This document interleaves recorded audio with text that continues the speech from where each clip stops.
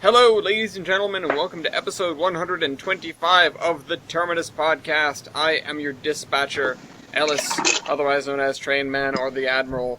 With me this week, this month, I have my engineers, all three of them.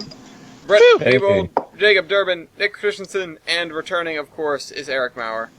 I am back. We just can't get rid of him. We literally can't. Anyway, this is 7/21/2019. Actually, it's 20. 7/20/2019, because we always film on a Saturday.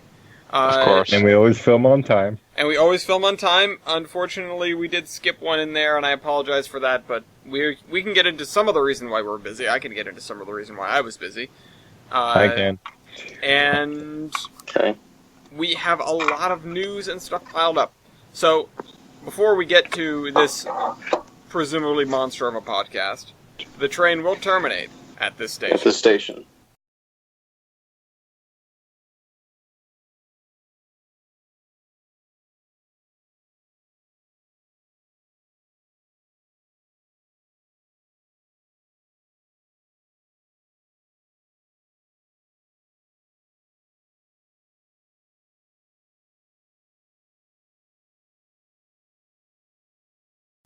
All right. Okay, this week we are Mormon.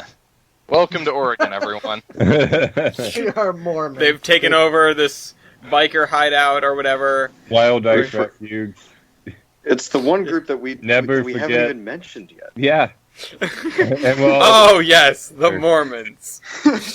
Anyway, nobody. Of course, the Mormons. Of course, the Mormons. Well, don't worry, nobody will go without mention this week, because we have crashes from every single Class 1 railroad except for KCS. Good. Remember how I said... Usual, then. Remember how I said nobody will go unmentioned? Yeah, nobody will go unmentioned. Absolutely nobody. Everyone did a thing. Everyone did a thing. Everyone that exists. Starting off. Also, one of the things makes me sad because Canadian Pacific had not had an accident since the middle of April, and it did it again. But starting off, on June 26th, 2019, of course, there was an accident out in Kansas, which I cannot access anymore. Apparently, we were unable to locate the page that I requested, so that's a shame. But allegedly, there was an accident on the 26th. Following that was Norfolk Southern, for the record. Following that, there was a Canadian National accident on the 28th, which there was a sulfuric acid leak. Oops. That's bad. Underneath The best acid. Yeah, underneath Port Huron, somewhere in a tunnel. So that's the thing. It was a sulfuric acid spill from a derailment that occurred in a tunnel underneath Port Huron. The fire chief said a car carrying 93% sulfuric acid was punctured and leaked, quote, its entire contents into the tunnel. Oh. So, that's when they ship it by rail, they ship it at a high concentration. It took multiple trips to find out what was leaking and how much. That is about 14,000 gallons of sulfuric acid. Yikes.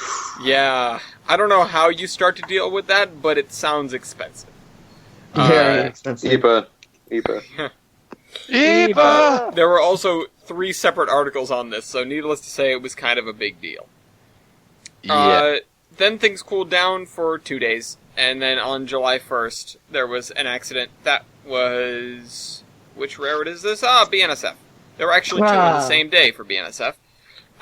In National City, hit a building. The building just jumped in. National City, California. Whoops, I didn't want to... No, I want to stop the music. Oh, it just... Oh, no. Is this happening the way I think it is? Can't stop the music. Okay, never mind. Okay, it just derailed and bumped along the ground, and 9 cars came off the tracks. I thought... So there's CCTV footage here, and I thought I was about to watch auto racks fall over and crush a bunch of cars. Okay. Oh, God. Because that would have been hilarious, but very sad. Is it the equivalent of automobiles body slamming each other? I guess. Oh, yeah! Anyway, Cars would like a word with you. They hit a building. It'll be evaluated by the building inspector. The NTSB will join the investigation. Sorry. They will join the derailment. That took 3 attempts. Yeah. Oh, yeah. It was empty. It was just empty auto racks. So they wouldn't. That's why they didn't fall over and crush everything. Same day, same railroad, mudslide derails 15 cars. Looks like into a river, at least in part. And that's in Grant County, Wisconsin. Train derailment, quarter mile south of Glen Haven. And minimal environmental impact because it was just containers, which I'm not sure if they were empty or not, but it was just containers. No sulfuric acid or anything. Norfolk Southern then derailed again on the 3rd. Oh, this was a fatal crash. What happened?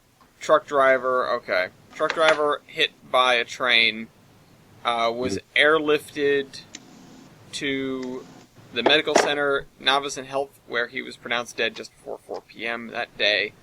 2 people on the train were injured, but nothing serious, of course. Traffic was moving as normal through the intersection. The derailment wasn't causing road closures, so it did cause a derailment, and unfortunately a fatality. I don't know what happened. There's really no other context. Train hit an empty log truck. So there's that. Following that, we have... Okay, the 10th was a bad day. I'll just lay that down. There was a Canadian Pacific derailment, a CSX derailment, and 2 Union Pacific derailments on the same day. Boy. We'll go from the top. CP. Breaking their streak. Government Bridge and Rock Island's Arsenal Davenport Gate are closed until further notice. A CP train derailed on the bridge. The lock is also closed to barge traffic as the swing span cannot be moved, so the derailed on it. Great. That sounds fun to clean and up. this was a government building, too. What was the building that got hit? Oh, no, it's a government bridge. Oh, okay. I'm sorry, yeah. Are there any non-government bridges? Well, it's just called the government bridge, so it's a government bridge, I guess. It's called the government bridge. Okay, I see what you're going to get there. Oh, open the door. I mean, private bridges? There are private bridges, you just don't generally see them that often. Yeah. Not really. You know? I don't know. I've never thought of it in that context. Are there any non-government bridges? I mean, yes, but you're right. They are mostly government bridges. They're probably like a bridge on. Not too many private companies owning bridges. Not anymore. Although, actually, scratch that. I suppose that most railroad bridges are not government bridges. This is true. Yeah. So, it's called a government bridge, but might not be a government bridge. Anyway, maybe I think they just call it. But it's Canadian, so all their railroads are communist, so maybe it is a government bridge. Right. It makes perfect sense. Why didn't I think of course. that? Of course! Eureka! Anyway, CSX is doing the thing that they do. It's just the explosions. As there was a train collision, I believe, and a saddle tank blew up. So they say. The fire was reported just before 9 p.m. at the CSX Avon rail yard near somewhere. Avon, I assume. Firefighters say 3 locomotives collided. I don't know how they did that. Puncturing a saddle tank. I don't know what that is. How they did. Which sparked a fuel-fed fire that engulfed several trains. How much of several trains, they don't say. Crews from several trains or several train cars? I don't know. Because clearly, this author has proven that they're not the greatest with that distinction. They don't seem to know a lot about trains, but, CSX caught on fire. That's what we're getting out of this. But what else is new for CSX? Not a whole lot. We'll come back to them later. Union Pacific, though, this is their 2 derailments. Lincoln County, northeast of Las Vegas, they smashed up a whole bunch of brand new Jeeps in an auto rack crash. Derailment was reported at 5 p.m. near a county road between Elgin and Carp, several miles south of Caliente. About 33 cars derailed down Rainbow Canyon, some of the cars falling onto the county road. No hazardous material spilled, no injuries reported, but a lot of poor Jeeps. A lot of what? Four Four Jeeps. Jeeps. Oh, gotcha. Yeah, Something else. Okay. it's messy. I heard something else too, Jader. I did think we too. heard the same What? thing. A lot of porn, something? Closer. Sure. I heard a lot of orgies Oh, yeah, okay. and was All right. very confused. Oh, yeah, tons of them. They flock to derailments. The desert people. You the can't sand people. The desert people. I'm just picturing the sand people from Star Wars. Yeah. Oh no. All right. So that's what they sound like.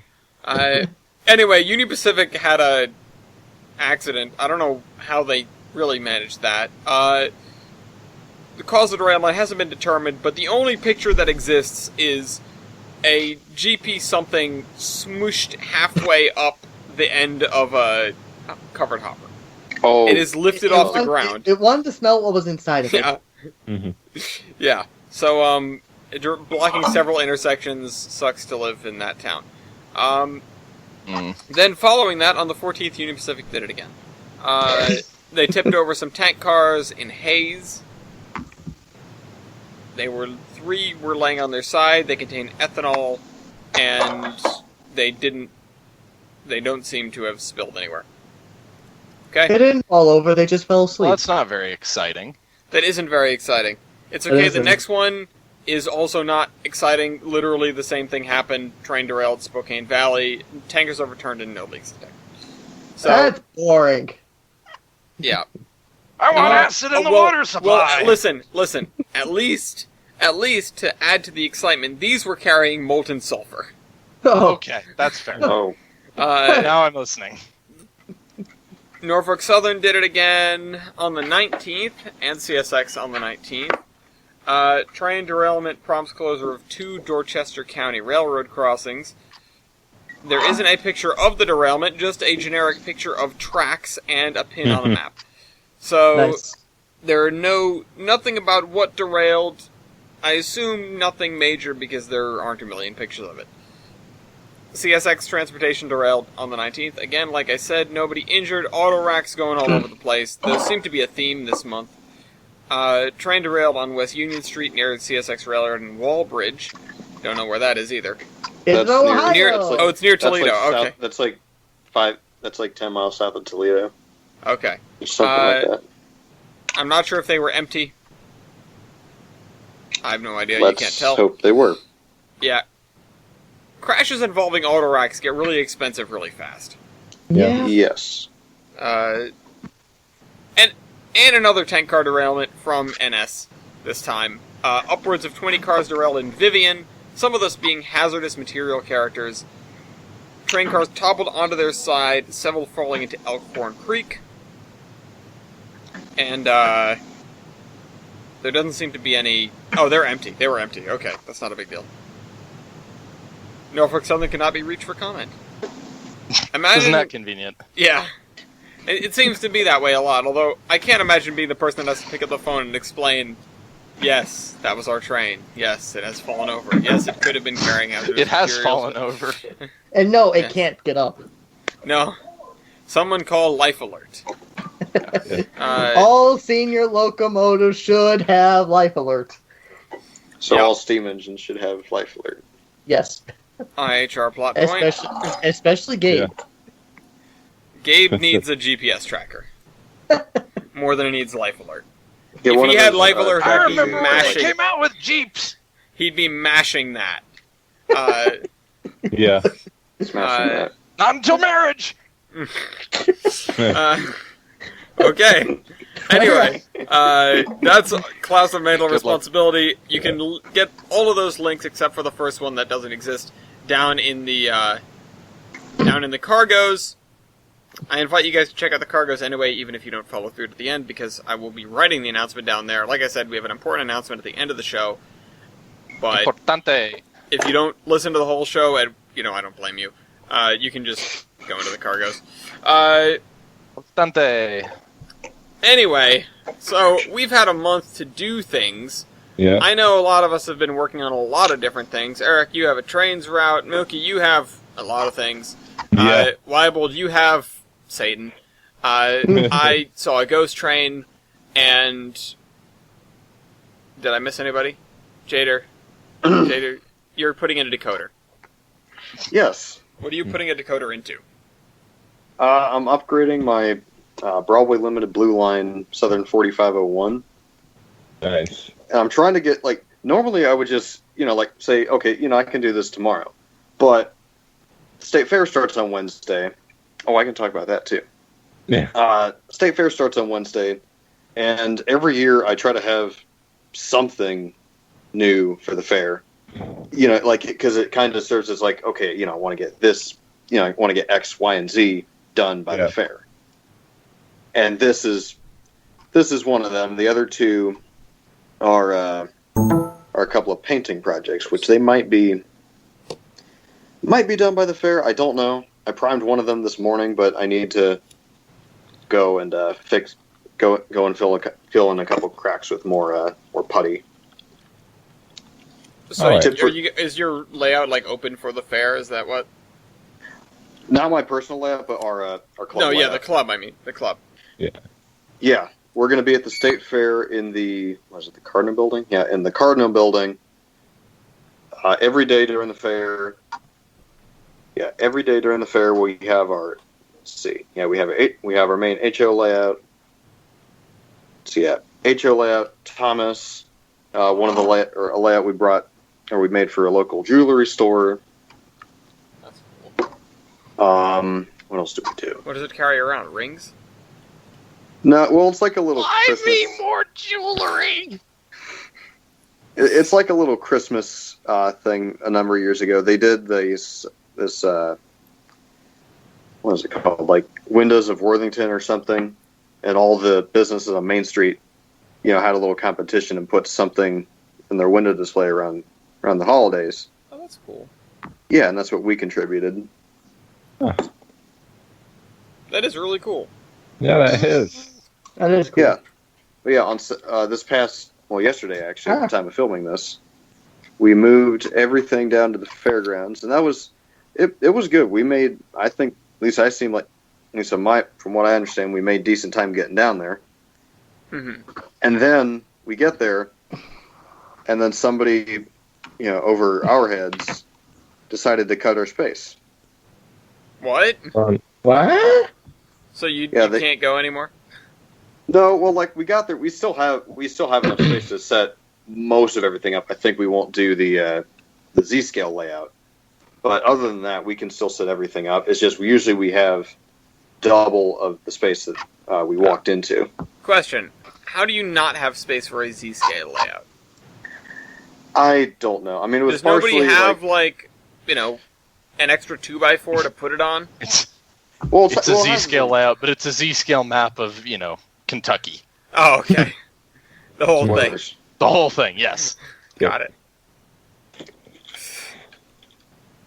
But yeah, we'll work everything out. I left Lord, before we got Z-scale everything done.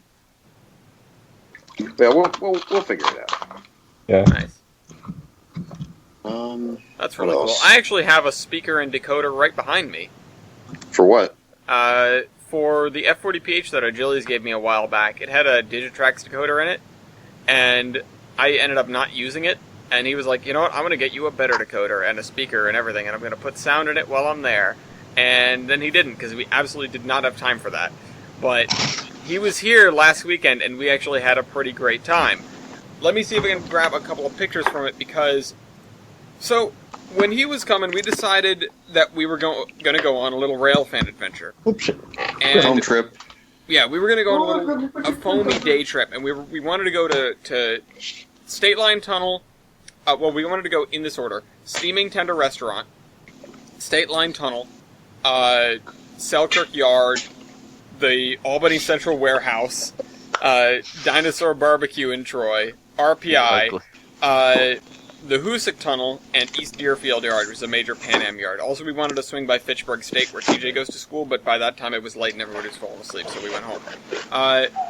But we did make, almost all those places in the daylight, and it was myself and Ogilis and TJ and actually Ian. For those who don't know who Ian is, he's the voice of Blount. And he was like, I turned him on to the idea of coming on Operation Apollo, which is our 2021 trip to go to northern New England and a bunch of sites up there. And he said, I'm not sure if I'll, really enjoy it, so let me come on this little day trip of yours so that I can get the feel for what it's like. And I think he had a pretty good time. Good. But we went out to Steaming Tender. We left 9 o'clock in the morning or so. We get to Steaming Tender at 11:30. They open at 11. We had breakfast there, or lunch really. And it's at a diamond. So there's the CSX main line, and the New England Central is the other one. We didn't see anything go by. We didn't really see any activity, but it was cool to eat in that place. It's an old station. It's Do they have good food? The food is really good. The building is really cool. They've got old pictures everywhere and memorabilia all over the place. So then we went out to State Line Tunnel. We didn't see anything there, unfortunately, but we did get to see the tunnel. We didn't get to walk through because I'd only ever been there in the winter, and having everything grown there, all the weeds and the tall grass and the poison ivy and everything like that really made me not want to go walk through the grass, not want to walk through the vegetation. So we just saw the tunnel. We hung out for a little while. We went to Selkirk. The bridge over the yard had been torn down, so we couldn't sit in a spot where we could see the engine house and all the hump operations. We ended up driving in circles around the yard trying to find a good spot. We hung out there for a little while, and we realized, we're spending a lot of time here. We're not seeing a lot. We went back to my spot in the middle of the Y, and we did see one train go by, and that was pretty cool. But that was the only train we had seen to that point. It had been, a pretty good portion of the day had gone by, and it was time for dinner. So we went to Dinosaur, got some barbecue, and continued on with our adventure. Got to the Hoosick Tunnel. We get to the Hoosick Tunnel, and it's middle evening. The sun has set in the Berkshires. We're way down in the valley, because the tunnel's way down in the valley. And so we're not in direct sunlight at all. It has been a 90-something degree day. And with eastern humidity, sucks a lot. Luckily we had a car with AC, but that was a last-minute change of plan. We weren't going to have it originally. So we get there, and we pull up to the outside of the tunnel. There's a crossing right, maybe 100 yards before the entrance to the tunnel. And it's still sweltering. We all get out. The signals are off, and we're like, oh, well, this is kind of a shame. That we came, all this way here. We've only seen one train so far, and I'm not sure if it's going to be light when we get to East Deerfield. So I really, I was really hoping to see a train here. We walk over to the tunnel because something caught my eye, and that was fog pouring out of the mouth of the tunnel. Like a strong wind coming out of the mouth of the tunnel, and it was 30 degrees colder right in front of the tunnel. Oh. It was spooky. It was real spooky. And the reason it was spooky just seeing that, and the other thing that got me is the fact that the tunnel is closed at one end. They have a giant garage door that closes the far end, the west portal. Right. I don't know why. Maybe for ventilation purposes or whatever. Maybe just to keep idiots from wandering through a 5-mile-long tunnel. That's what Moffat has. And I was like, this is weird. This is weird. And we're sitting there and we're cold. We're getting goosebumps standing at the entrance to this tunnel. And then the fog stops. And we're like, all right, well, that was really bizarre. Let's just go back to the car and go to East Deerfield because we're going to see a train there. We have to. We have a great view of the yard. There's no way we're going to not catch something. And we go to turn around, and somebody, I can't remember if it was myself or Achilles or Ian, TJ was way down the way, although it might have been him, looks down the tunnel one last time, and you can see the light at the end of the tunnel. You can see it. And I went, that's weird. Oh, no. I went, that's weird. What did I break? Because, first of all, I didn't think it was that straight. Second of all, the garage door. And then it's wait a minute, that's a train. That's a train. There's a train coming. The signals are still off. There's a train coming out of the tunnel that was just pouring out fog, and it's, wicked cold in front of. And so I got a couple of pictures because it started to look like the tunnel was a portal to hell. Huh. Because of the fog. Let me just send a couple of them because Yeah. yeah, So- it was spoopy. Oh yeah. I'm gonna send one more when it lets me. While you're sending pictures, I'll just if I may interject. Oh yeah, Okay. go ahead. So the decoder works, but I hooked up the light wires wrong and fried the LED in the engine. Ooh. Oh, Yeah, press oopsie. F. Oliver's like, what? Makes What'd you that break? angry little pop noise. No, it didn't even do that. It did Like, just it came turn brown. on, and then the amperage spiked up. So I'm like, okay, something's not right. And then it activated the secret smoke unit. The secret Ah. smoke unit. Oof. Yeah, It'll which let is the weird. magic blue smoke out. That's your problem. Which is weird. I've never had an LED smoke. Usually they just go, they light up and then pop. Oh, I have. You sure it's an LED? As far as I know, it is. I think that's what Broadway used in this thing, but I don't know yet. I've never taken this thing apart, and I'm trying to do that now. Come on. Okay. Come on. So yeah.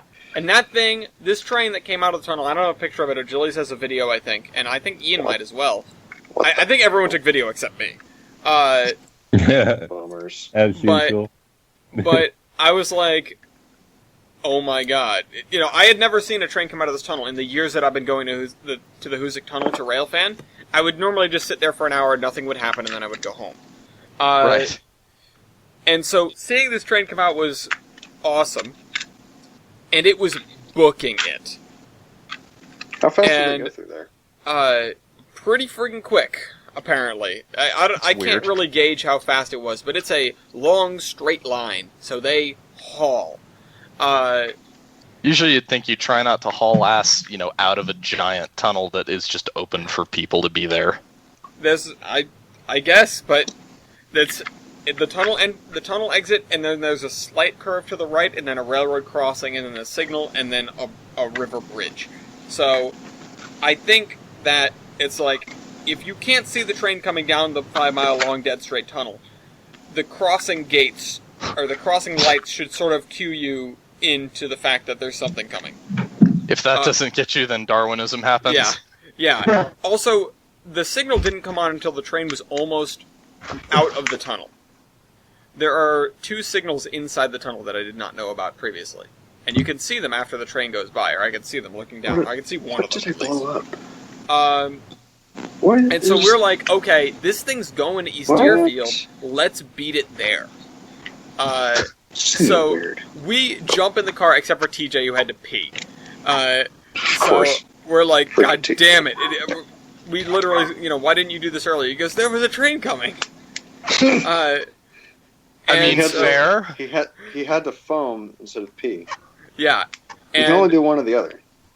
So then we jump in the car. We start chasing this guy down. We start chasing this train down the river, and we eventually catch up to it. We eventually get to the head end, and we eventually beat it by quite a ways down to East Deerfield. And then we don't see it in East Deerfield. Instead, we see a train going over a bridge above us, which looked identical to the one that we passed, but going in the opposite direction.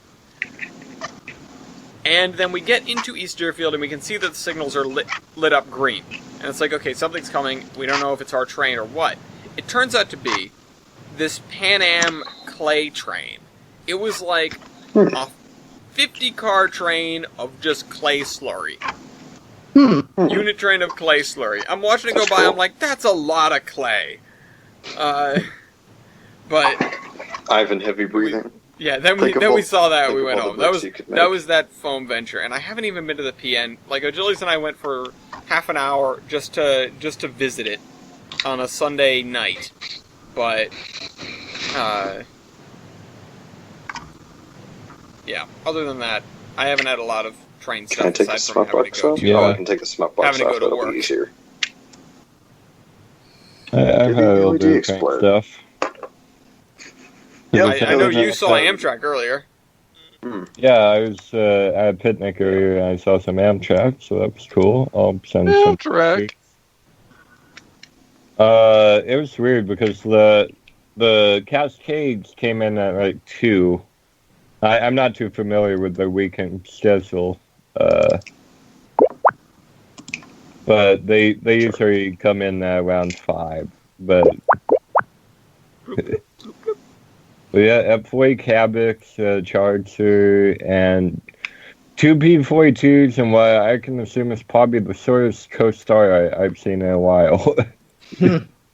That is. It was like 6, maybe 7 cars compared to the normal 10. That's short. Yeah. What do you do, Shouty? Yeah. And I was up at the museum though a while ago, and I noticed that we had a new piece of trolley up there.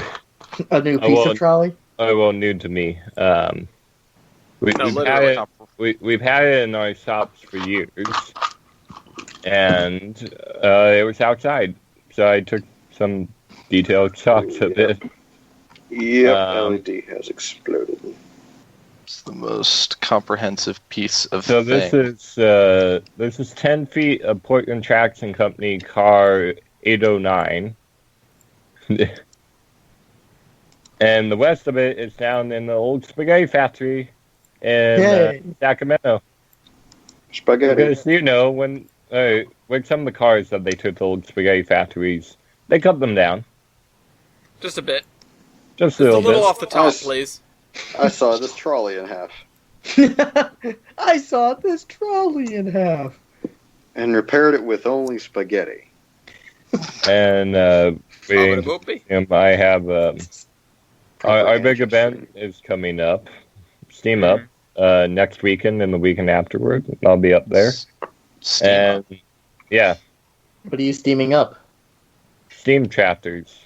Oh. Fun. Yep. No, we actually got the one. No. I was confused. YCP. What steam locomotive do you have? Steam tractor. That's cool. Yeah, we don't have any Steam yet. Give me Steam. Well, you're gonna buy this Northern, right? No, the Gremlings will come to town. No, Gremlin Claus is coming to town.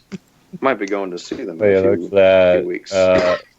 Hopefully, while I'm up there one of the weekends, I'll get some more detailed pictures of the parts that we have for the 1067. We have controllers, we have brakes for the car, we have about 30 feet of air brake irons for it, or air irons for it. Mm-hmm. And pretty soon, I don't know a date, but we're beginning more parks, like the trucks. You don't need those. It'll be fun. Nah, you don't need them. Nah, especially when they cost around 15 grand. Yep. Well, anyways, I've been up to stuff in trains. Trainsforge came out with GS4. So that's pretty epic on its own. Trainsforge has come out with a lot of good things in the past few days, weeks. I didn't realize they dropped a whole bunch of CP stuff. Yeah. Mm-hmm. Which CP? Central Pacific. Oh, okay. The only. Hey, what about El Gobernador? They didn't drop that one. Unfortunately. Big Not yet. Otherwise, Albany Western would have one. Or several. Right. El Gobernador. But yeah, I figured out that the GS4 is way easier to weaken than the Trident Whale one, so let's have that happen. In 1995, the P&W ran the 4449 on a few freight excursion trips. Or rather, they hauled an excursion, but hauled freight in between the excursions. Pretty. So they had Ram and Pacific on one side of the tender and Portland and Western on the other side. So it had to be done for trains. Of course. And then I got my object testing route back, so I've been sticking around on that. And I made a region of an observation dome car that I've actually been in before. I have been Or in your this favorite dome. before. Yeah, it's my favorite dome. Dome Depot. Foam dome. Foam Moon Depot. glow off of the Terminal Motors Train of Tomorrow. Also, I I mean love that. I love that backdrop you've got going on there. Yeah. Definitely real city backdrop number 1. Yep. Yeah. Yeah. Well, That takes me back to 0406. yeah, it's more about what's in between the real city background number 1. Because that's a mock-up of Geiger City Union Station. Mm-hmm. Also, the Albany and Western tested the General Electric U50. Of course. Because apparently someone made a SP version of it on the DLS, so ASP. now it needs to become a thing. Wasn't that Dave Snow? Dave Snow! Made the General Electric demonstrator, but the SP one, I think, is a different model by Crazy Train, I think. The guy that's been coming out with SP stuff like the Krauses, the Krauses. Oh. Yeah. Kraus. Yeah. That's about all I have, other than just some small workings from Albany and Western. But Oh, God. I haven't done too much. I've been planting trees and working. Yeah, work is a common theme here. I really haven't done much out of the ordinary. Just more woik. The museum celebrated its 60th anniversary fairly recently. Hey. Congratulations. Yeah, I say woik. I realize that, yes, but Work. yeah, it was a lot of fun. We did a parade of locomotives, the highlight of which was being in the gangway of 346 and slipping to almost a stop on the hill and looking back just to see 491 creeping up behind us. Yeah. Uh-oh. Oh, I got She's it. gonna get us. She's gonna get us. Cookie Dum, Monster's dum. gonna eat us. Dumb. Peaches is gonna get us. That In big- Soviet Russia, Peach eats you. Yeah, that big dopey smile on her face. But yeah, it was a lot of fun. We had mark out. We actually had some professional photography, which I will post a picture of here in a second. It's probably one of the coolest photos I've ever seen in preservation. Not gonna lie. Yeah. One of my favorites. Love this shot. If it'll send. This was taken by Eric Lindgren. He's a family friend of the museum. He does a lot of the photography, including a lot of the polar stuff that we did a couple years ago, the night shoots with lanterns and all the cool lighting. Okay. That is a really nice shot. Yes. This that he did of, 2 visiting crew members. We have Austin from the Cumbres and Toltec on the far left, Thomas from Knott's Berry Farm, and now the Durango and Silver, and second from the right. And then far right is Jeff Taylor, our CMO. Sitting on the toolbox of 91 is Mark, who is Seattle Interbay Shops for BNSF. I think he's third shift lead, and then I'm the one sitting on 91's pilot beam. And then there's Right. 20 just eyeing everybody Smug. up saying, who's my next victim? Yeah, there's 20. 91 has the handrail that makes the big goofy smile, and 20 has a scowl. She's got like the Ernie, or the, is it Bert or Ernie? It's Bert. Ernie. Yeah, Ernie. She's got sort of the Bert face. Yeah. With what is actually her headlight up on top, which has yet to be fixed, and her pilot, which has yet to be fixed. And the I just lamp kind of that will skipped be it. fixed Oh my eventually. god! I just noticed the pilot. Oh It's my a bit. god! It's a bit dented. It's worse Crunch. in person. It's worse in person because the tubes are all squished in. Like you could kick them and probably go through them. Although it's still not as bad as 91's little place where she just hit a rock on the right kick panel. There's just a hole now. Yep. It looks like it belongs there, so it's okay. Yeah, it's fine. Yeah. Oddly enough, the tubes aren't destroyed behind it. They're just bent slightly. The plate is just kind of squished. But anyway, we're going hard on 20. Its cab is going to go off. Hopefully, go on, not go off. It's already Go off. off! I hope it goes on. It's popping sometime off. in the next month or two. We finished hanging the brake rigging yesterday. I had to make a number of new levers. We had to swap out brake beams because they were all broken in unique ways. The wrapper jacketing has been redone. The bell has a new clapper and has been hung. Literally everything on this effing locomotive It's literally hung. Yeah. was broken. And we were fixing it piece by piece by piece by piece by piece. We'll get there. Yeah. It's pleasing 20 because she hasn't killed anyone recently. As you do with restoration. Oh, I did find out, actually, add something else to her list of victims. Oh, no. When she got to Strasbourg, they took the cylinder heads off and found a rat inside the cylinder. Oh, no. Oh my god! It fell into the cylinder at some point and died there probably several decades before they found it. Oh god. Nice.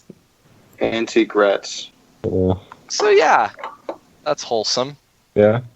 Yeah. Antique rats. In what state was... You know what, I don't want to ask. In what state was what? Never mind. The rat.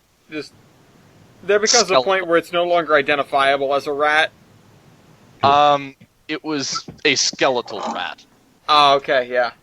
But you could tell it was a rat. Until it had been a rat. It was once a rat. Anyway. So Also, something's freaking delicious. I've got the window open to try and vent a little bit, and it smells like mashed potatoes and steak. Stop making me hungry. I just had tacos. You're making me hungry. You don't have to smell it! You're making me hungry. I want to go back to Oh boy. I was trying to say about how I want to automate Jader's route, but I said that already. Hey, Okay, you well, can. It's one of these things that I want to do, but I just don't have time to do it. And you don't have much track to play with yet. So. Well, on not your new route, your old route. Oh, the Matapoiset. Yeah, I want to automate the Matapoiset because it deserves it.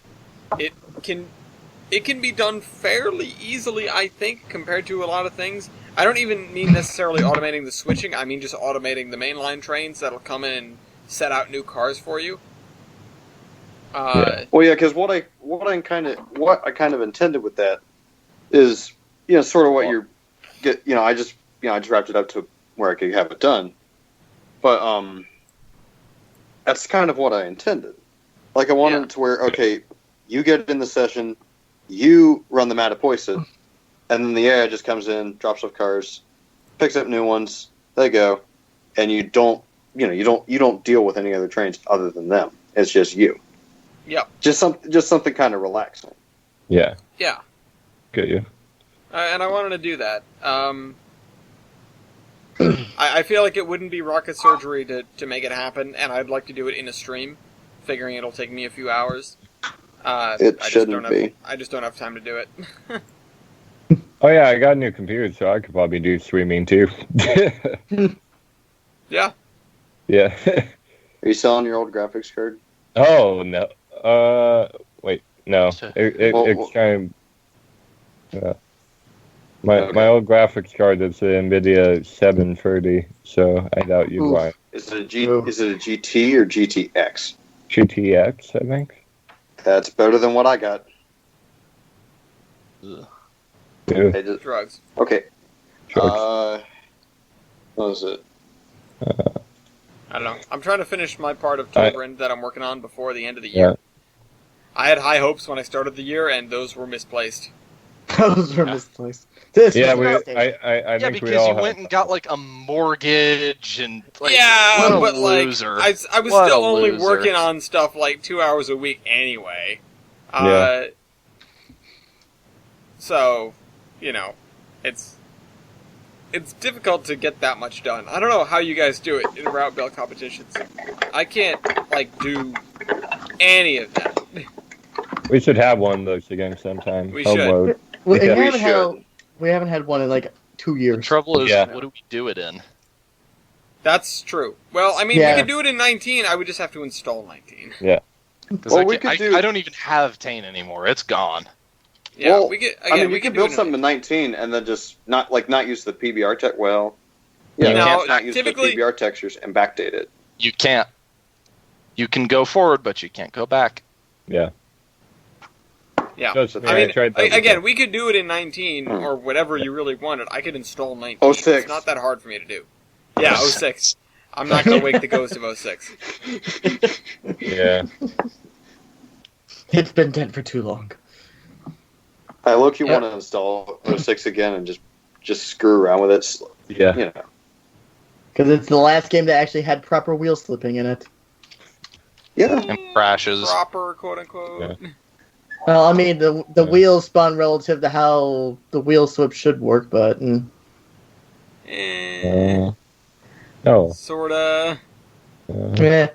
But in Anyway. other news, the Hokkaido and Eastern has been making some great progress. Hey. Great. Once justice. all the pictures sent, because there's like 20 of them. Has the podcast another- been introduced to the Hokkaido and Eastern before? No, No, every you- time you I've wanted to every time I've wanted to introduce it, I missed the podcast. Also, we haven't had a podcast in a month. Well, that's true. why I ask. Let's just get rid So of this. fill us in. Okay, so the Hokkaido. Oh shit, I just fucked up. Oof. Okay, so the Nice. Hokkaido and Eastern is a westerly route that starts from the eastern end of Hokkaido in the town of Hikari and ends in kind of the midpoint-ish. Haven't really decided on the end area yet, but it's going to be in a town called Mizame. Okay. So there's that. There's a couple of lore stuff I've already put in place.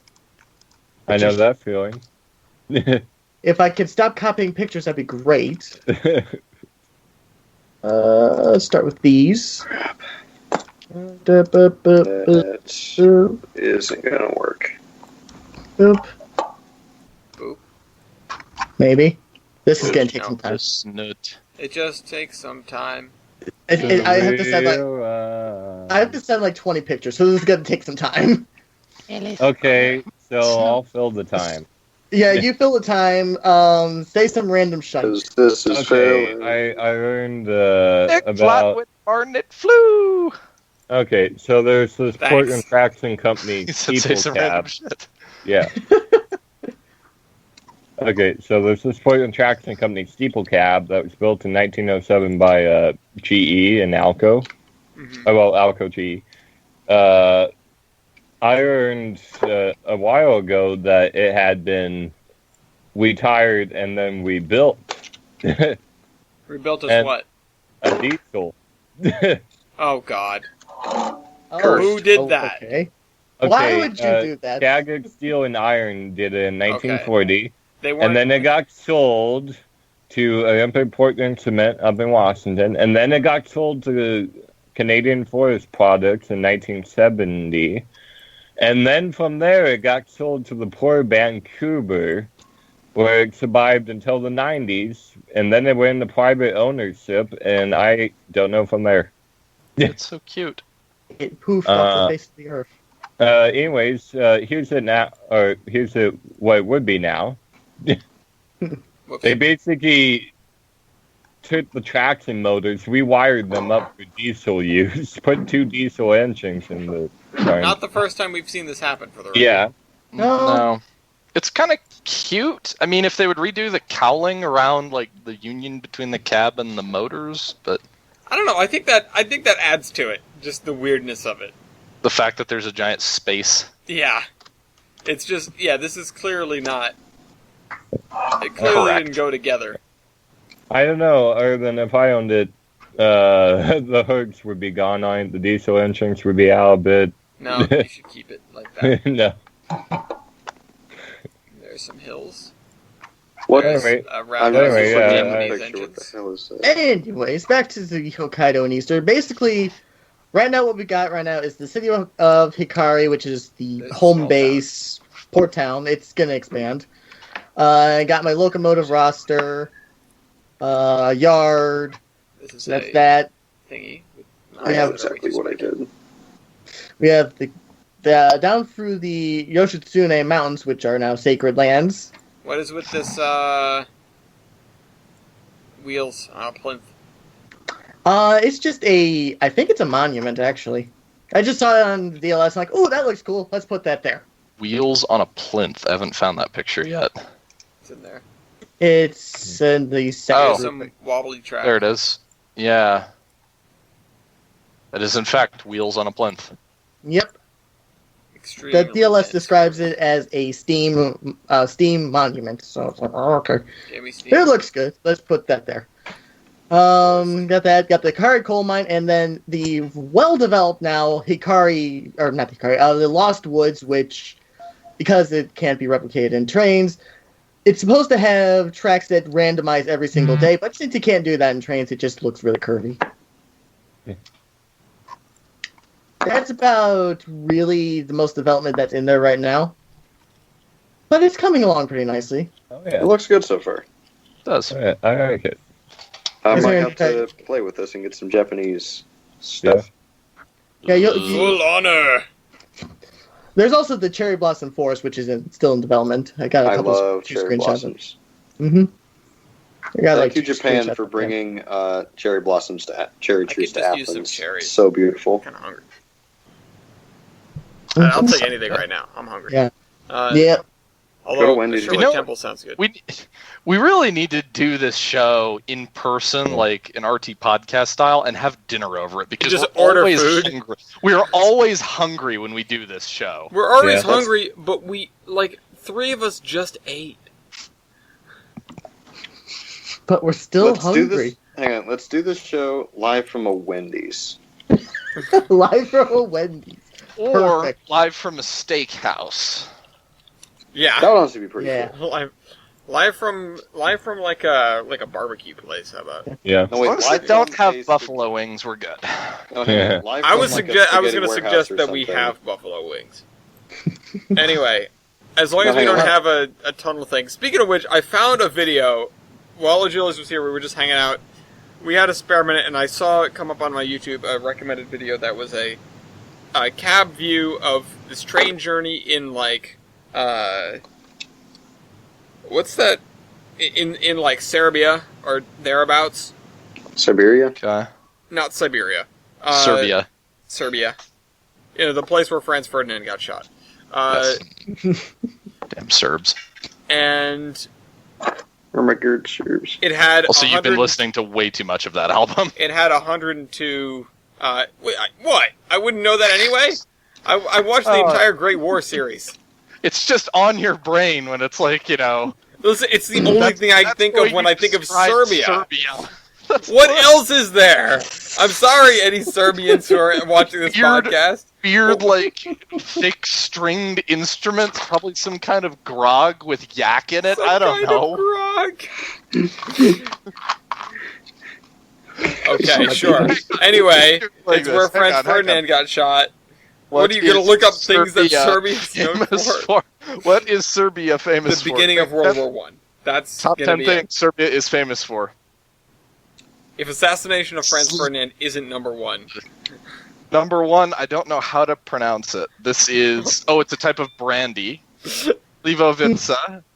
Vampires and paprika listed as one Okay. item for some reason. vampires and paprika together, Listed as one item. as you do. They are No very fact- commonly known together. Novak name, which is a soccer player.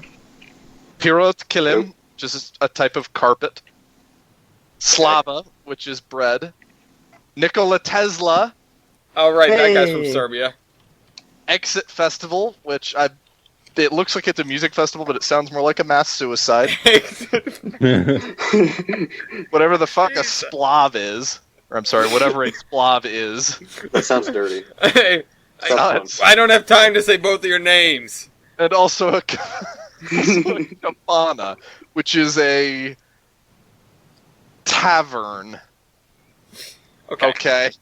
Anyway, it was advertising like 102 tunnels across the journey, and I just made me Wow. think of that. So, now that we're done with the Serbia tangent, does anybody have anything else Are that we? We they've can done keep going. in the past month or so, Yes. aside from compulsively listening to the Great War album? I What did you do, Jader? Okay, so last week I worked with Josh down at my buddy Josh down at Hawking as a brakeman trainee for the day. Hey. Cool. Yes. Quick question: is this too loud? No. He's one too I loud. can't hear I you. have I turned my fan on, so I. Okay, Just wanted to you make sure I sound a wasn't little whooshy, interfering. but No, you're fine. good. Okay, cool.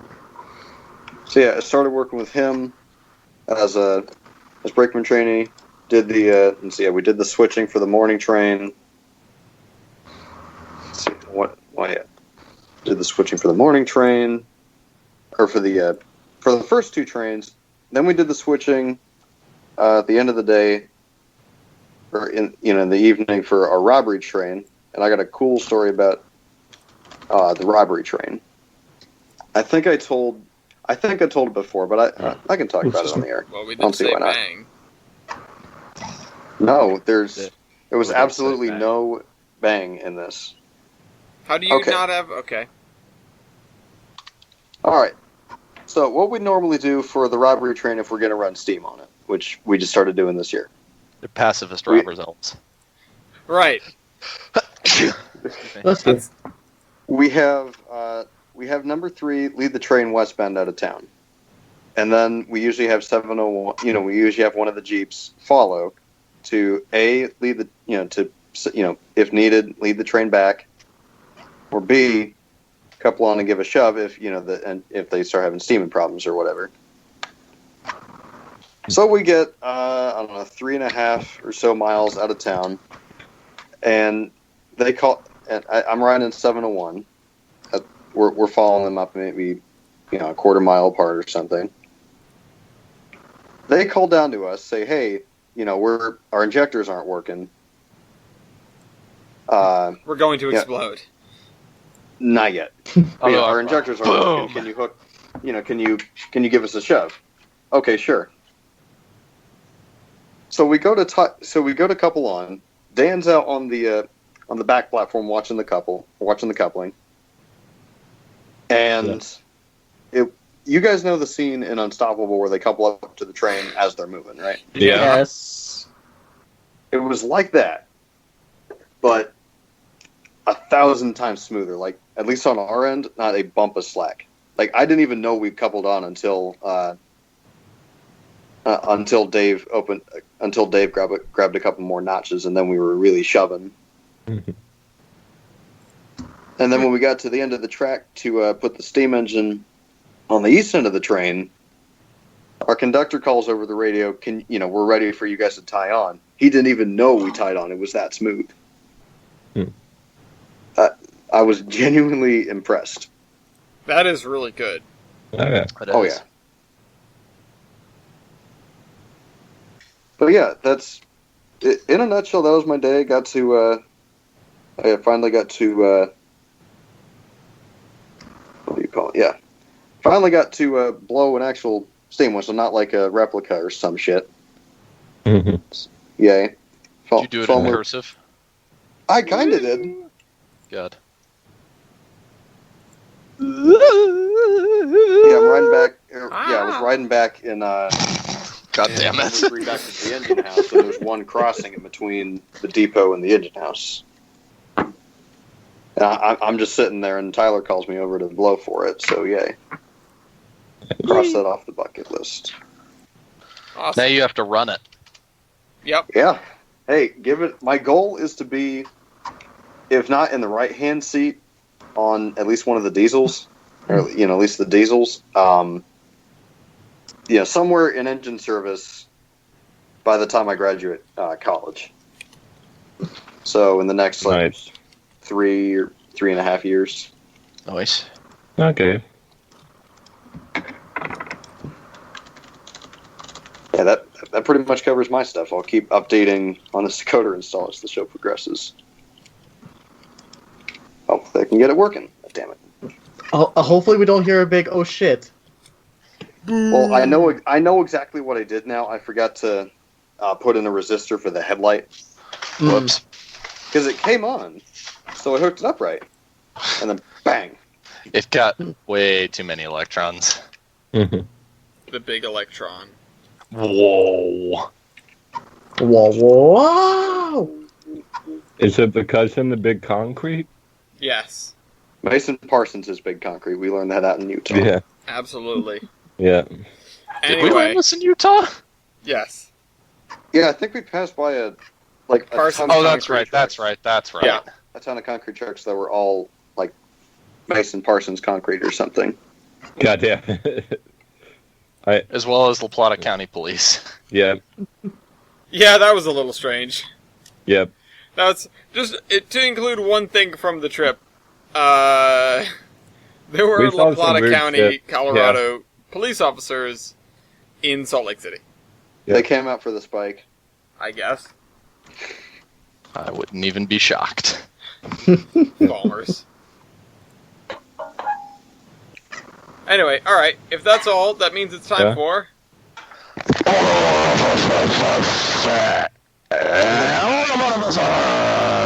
There we go. Thank you. Congratulations, you have blown out everybody's eardrum. How do you feel? Well, at least people know it's coming. If they don't, that's their fault. That is true. Oh yeah! Oh yeah! Oh, no. Macho Man Randy Savage. Oh yeah! Macho Man Randy Savage. Oh yeah! Anyway, in one corner, we have the USATC Class 118 Shit. Micadoo. Micah, dear. It's a goddamn Micadoo. And Next up- in the other corner, we have Eric. The JNR D51. Picture. Of course. I had the picture. You lost the picture. Damn it. Send the picture. You're supposed to save the picture for now. Well. Oh no, where did that screw go? Yeah. Okay, right. well, I'm gonna try and find a better picture of Burka, burka, the... burka, burka. Copy the whole damn link, not just JPEG. That doesn't help. There. S118 dual gauge African. That's not a picture. What the fuck? Oh shit. Your trunk. Chum. There it is. Okay, and here's the actual picture that isn't the Wikipedia article. Nope, that is the Wikipedia article. You just Why is your eccentric crank backwards?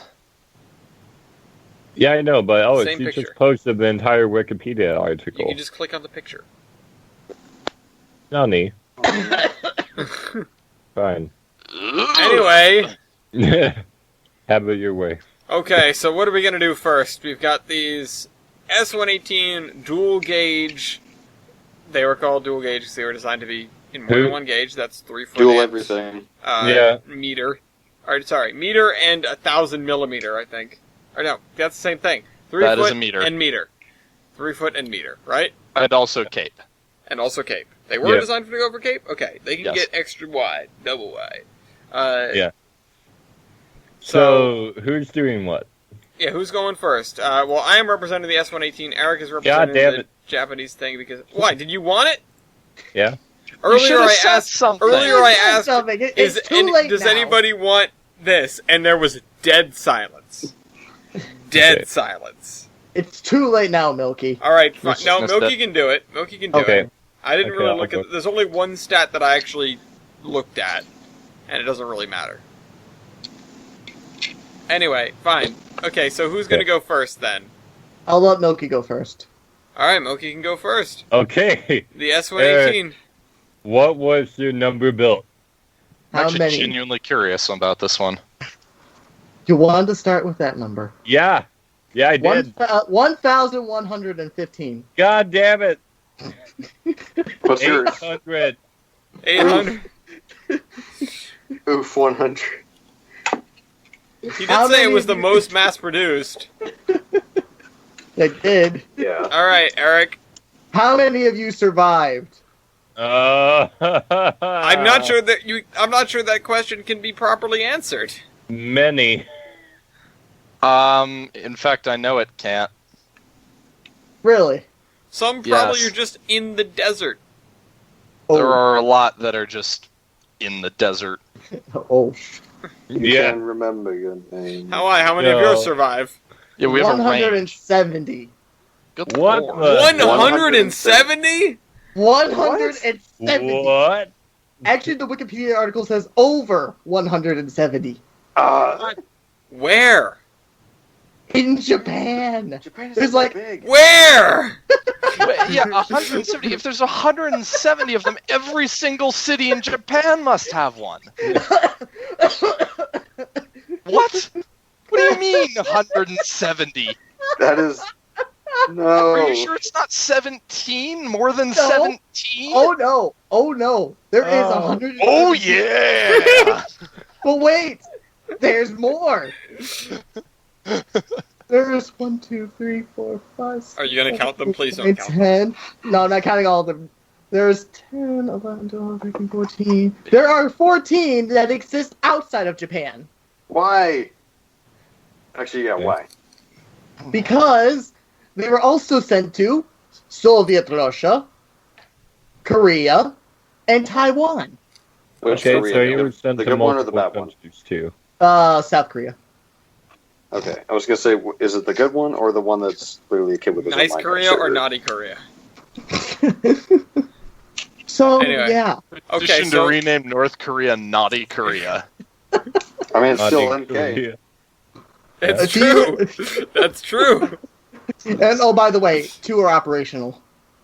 Okay, Out of 117, I'm actually disappointed with No, the number 170. 70. I'm disappointed with the number 2. It's there's something. Sometimes I'm There's disappointed with with my number 2 there's too. 3 but- that are known to be operational, probably a few more. And if you include the White Pass engines, which is kind of skeptical, I would add 2. Actually, I take that back. There's actually 3 operational. 1 is in Russia. Okay. Because This is a style point, and B, I'm not sure the number of survivors can really be accurately counted here. Yeah. Well, Yeah. either way, We'll come it's back still, to this one later. We'll come back to it. Go later. do Okay. stats. To stats it is. Who was your builders? That was probably the Several Yeah. Loads. several of them. Everybody. Okay, so we were built by Alco, Baldwin, Davenport. You win. Yeah. Yeah. Sorry. Well, I just Question. have Kawasaki Heavy Industries, Rolling Stock Company, and etc. Wikipedia. is Etc. Thanks. Etc. Thanks, Wikipedia. My It don't help. favorite locomotive builder is Tupperware. How many in class? 1. Builders various. Anyway, Oh my god, that was Milky. fun. Okay, Eric, Oh. when Oh, will you Wait, produce? I found more. I was built in 1935, but I found more industries. No. Okay, congratulations. You still lose. Yeah, I Eric. have home-built industries, though, but yeah. Okay, anyways, 1935, right? 1935 was when I was first. 1942. Hold on, I'm just curious. Eric, Ba-bum, when- bum, ba-bum, Yeah. bum, ba-bum, bum. Eric, when was the last one of yours produced? Because I know Japan used Steam for a while. Where's the Wikipedia article? Oh, there it is. Nope, that's not it. This Otis. Pacific Showdown. 1951 was the last produced. When was the last one of those things? Was it S1 80s or S? Copies of it were built until 48, but USATC stopped building them in 45. Okay. So I mean, that's a style point for take them. that as It, you it, will. it takes a long time to build 1,115. It is a style point, and yet again, It's not this section. Continue, please. Yeah. Okay. Okay. No, I'm not going to win that. But I could win this. I'm only going to tell you What? this one out. I only have 2 in locomotive length and weight. Or 3, I should say. Only have 3 there. What is your tender fuel capacity, my friend? You picked the wrong one. I have driver wheelbase, axle loading, and weight on drivers. So ask one of those 3. it's Or not minimum a weight, right? length. That's what it's under. Don't blame me. It's in that section. Yeah, it is. Okay, then. We're in the fun. What is your factor of adhesion? Vector of adhesion 3.28. Oof. 3.97. Wow, that's Ooh. really good. That is real Yeah. nice. All right, no, Uh, It's pretty good. Okay.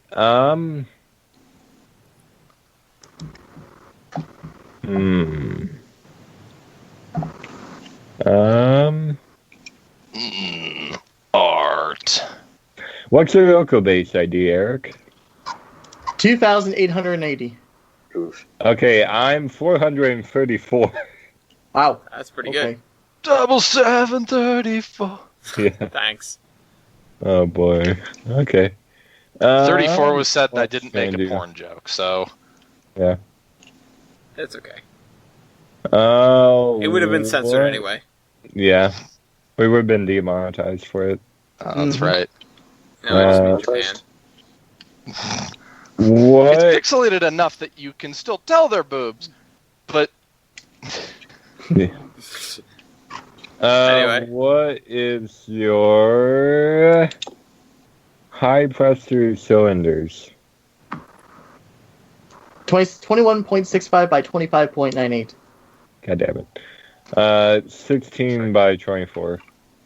those are tiny. That Those is are real tiny. small. Well, I mean, it's 3-foot gauge, but still. That's Small. still Tweet. tiny. Yeah.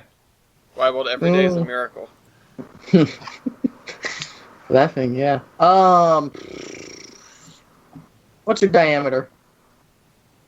My diameter? Diameter Driver of? What is your Right, diameter?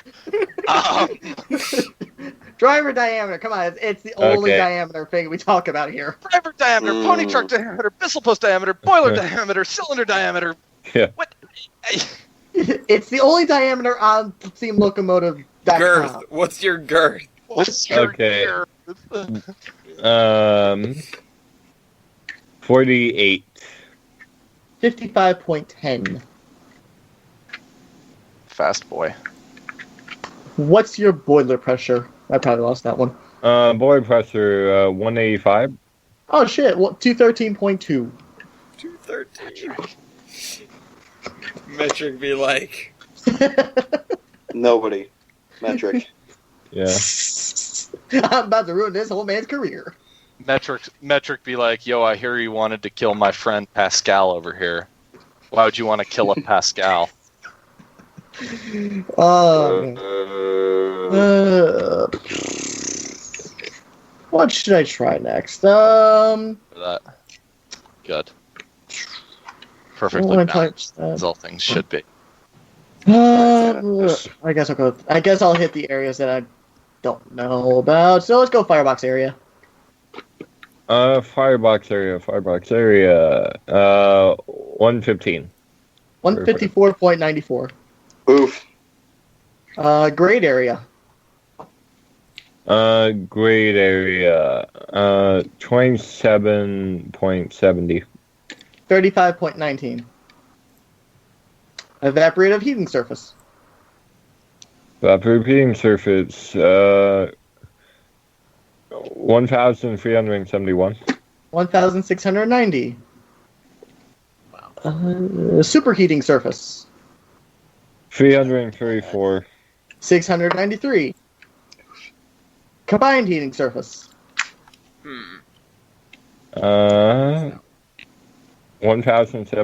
1,745. 2,383. Evaporative heating surface. Divided by cylinder volume. 245.48. 152.67. I thought I was Yeah, gonna. Because he has I thought tiny I was got- gonna. It's because he has tiny goddamn cylinders. This I is thought I was true. gonna sleep that. That would have been amazing, but no. No, quick maths. Okay. Quick max. Okay. What can I do now? I can't do anything involving the tender. God damn it. Did you have tender decking? Yeah. Yes, I don't know. Do you have minimum weight of whale? I do. What is it, fat boy? 55. 33. I could run on a stick. God, nimble boy. Because say we had a piece of 30 pound rail in the roundhouse yesterday that we were looking at, like somebody had made a paperweight out of it. Yeah. It is probably about twice the size of the rails that 7.5 inch gauge stuff runs on. Oh my god. It is adorably small. Yeah. Okay, so Sticks. that's that. Do you have benching weight at all? No, I it can hovers. No, it hovers. I can find it. Yes, I have loco weight, but it's in Okay. tons. Okay, now I guess I'll have to do a conversion to tons then. Quick maths. Which Okay. kind of tons, though? I have both regular tons and long Normal. tons and short tons. You Normal normal. goddamned tons, please. Normal tons. You got it. Normal tons it is. Yep. Thank you. And for all those curious as to what normal tons is, it's American tons. 2,000 pounds is a ton. Okay. So Alright. what is your tonnage? 76.8 tons. Oof, I'm 59.5 tons. Light boy. Oh boy. Okay. Is your tender elder weight also in tons? Wait, what was it? Sorry, who won that one? I did. He's light boy. He won. I have nothing there. I have nothing for tender loaded. Total engine weight. So I it can get that hovers one. and it has no tender. Yeah. It's a tank It engine. feels just like teleported to it. Do you have?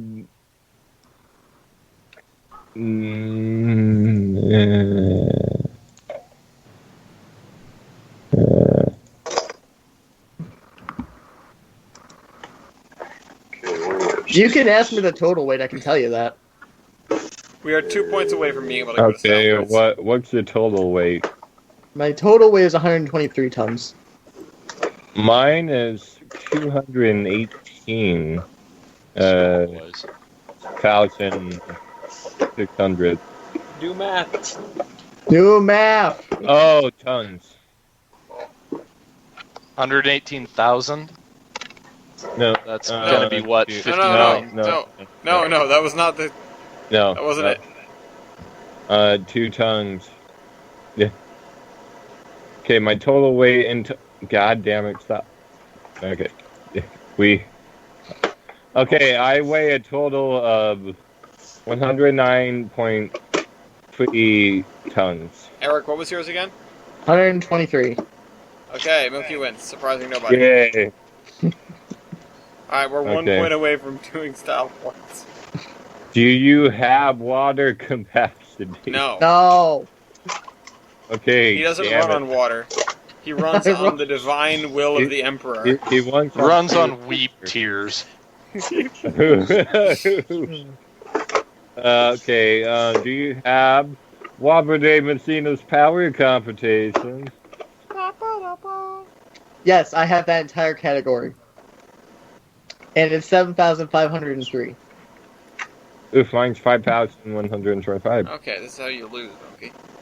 So why did you do that? Same as above plus superheater percentage. Here we go. Oh boy, 6,201. 9,678. What? 9,000? Same as above. It's but funny because he's Japanese. Same as above, but substitute firebox area for great area. 25,743. 42,613. Jesus Christ. Power L1. 14,076. 15,391. Power MT. Okay, 1,551.61. Damn it. Yes. 1,033.65. Okay, how are we doing? Whoops, I just broke the chart. You Okay, broke it's, the it's chart. 9 to 15. Milky, you have the ball. We have enough to go to style points. Who's got who? I'm not looking at Okay. it. Oh. Oh Yeah. boy. Yeah, you got me, and I need to use all my You were knowledge. like within 2 points until you started that category. You fool. Nice, Milky. Okay, Okay, I guess. You want to go to the thing? Yeah, I suppose that I can whip enough stuff out of my ass Alright. to get out of this. I mean, let's be honest. You're either going to lose here or you're going to lose there. It really, there isn't much of a choice right now. Well, Yeah, please. In other words, don't do any more statistics. Question. Yeah. Question. Who has operated in more countries? Okay, Miles- I've operated. Definitely the S-118s. Oh yeah, Yeah, definitely. we've operated in the Philippines, Cambodia, Costa Rica, several other Pacific islands, Iraq, India, Burma, North Africa. Yeah, here, he won. Here in the U.S., we've operated up in Alaska. Hold on. Secondary question that isn't really relevant, but I want to ask it anyway. Yeah. Which countries did you say you ran in, Eric? Soviet Russia, Thank you. Taiwan, and Korea, South Korea. Ah, damn. I was really hoping there was overlap there, because that'd be pretty funny. Yeah. And Australia. We operate. Australia. Land done under base boosted. Australia. Australia. China. Anyway. And Alright, so Can I get a style point for one of my builders? Which is? The XK Porter Company built 25 of these. Nah, that's not special. Nah. Okay. No. Fine. Why not? Eric gets a point for elephant ears. Well, As a literal style point. Okay. I mean, elephant ears are stylish. Did we already do the point for multiple gauges for me? No, did not do no, that. that's a good one. I have also multiple gauges. God damn it. How God many, damn though? Eric. Definitely Soviet Russia. Korea, yes, and Taiwan, no. What gauges would those be? He just told you Korea is no. Yeah. It's like North Korea. Soviet Valley. Russia gauge. Yeah. Got it. Yeah, Yeah. Well, there's no way they made these Russian, like, actual Russian Yeah. gauge. You're gonna convert a meter gauge engine to be, like, 5 foot. It's like twice as wide. serious. PHX be like, Yeah. They somehow did. I don't know how. I'm not sure that they did, though. I would like proof of that. Dude, will- in fact, I mean, I'm not saying anybody is, anything like that. I find it fascinating that these went to Russia at all, considering Russia has a bigger locomotive industry than Japan. Like, why would they import locomotives? Also, Japan and Russia were not exactly buddy-buddy. Yeah. No. I'm wondering, did they go to Russia with, Were they there, and then Soviet Russia had them because they were invading portions that Japan had previously taken over in mainland Asia? yeah, I I was gonna- don't know. or were the Japanese invading portions that were, part of Russia at one point? I don't know. I'm not gonna call that Mm. point. Also, Eric, do you not have doors? I don't know if I don't have doors. On what, the Not on his sides? engineer's side. He does not on his fireman's side. Okay, Milky has doors. I do on several of my chips. wait, like some of them don't have doors? Listen, just don't say that, Milky. Just He did say, he Well- said it. He said it. He said it. Does Eric have? he has some of his doors, whereas none of yours have doors. Just hold on, Eric. Do you have 2 dynamos? I do have 2 dynamos. Backup dynamo gets a style point. Yep, that's pretty cool. Extra wine. Yeah. Suburban moms would like to know your location. Yeah. One of my entrants once at a theme park owned by Dolly Barton. Dollywood. Wait Yeah. a minute. Dollywood by That's no, hold on. I thought that was a white pass, like a straight white It pass is. thing. Is it? Yeah, Wait. white. Yeah. Oh wait, they have 2 of them. That's right. Yep. They have the white Yeah. pass thing and then this. I like it already. But yeah. Go Dolly Parton. The white pass 190 class or S118s. So I'm trying to find a picture of it for the style. Some of the S118s that remained in Iran, Persia, that area, and were eventually adopted by their railways, were given skyline casings. I have some with skyline casings. Okay.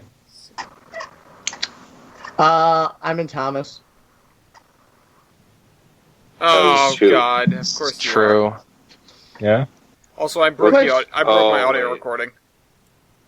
Question, Milky. Do you have a model in trains No. Yes, he does. Yes, Wait. he does. Yeah, that you can still get? Yeah, if you want to get herpaganosyphilades, Paul's Trains made it. yeah. Okay, I'll take it. I'll Okay, take. never mind. Because I have one too, but okay. You didn't ask if it was a good model. It's a model. Yeah. Because I was gonna say the only other one was on that German website. That was a decent one. Well, anything mechanical you can pick out about these guys? I'm really trying to help Milky's case, and it's not happening. Okay. I mean, they're USATC. They're produced on the cheap as quickly as you could design a locomotive to ship all over the world to work for like all of 4 years and then be forgotten about. They're really not that great. Unless they're the white pass. And They have sparking valves where the Japanese engines lack those. What do those do? I was just Those gonna are say spark. little. They actually don't spark. You hope they don't anyway. The sparking valve is it's the fancy name for the little inspection port that you get on the side of the smoke box. Oh. So that, like the Japanese engines, they have the quick undo on the smoke box door so you can open it up and shovel it out. With a sparking valve, you can just blow it out with air. Oh, cool. Would that be on the side or the bottom? The port is on the side, and then the bottom has the little chute. Okay. Got you. Okay. Keep going. Curiosity, what valve gear is yours? Wild search. Okay, let's mute then. Lay down. Moot, not mute. Mute. That's my Yeah, man. shut up. Mute. Mute. The D51 appears to be. Hang on, I can't get a decent picture of a real one. Some orange.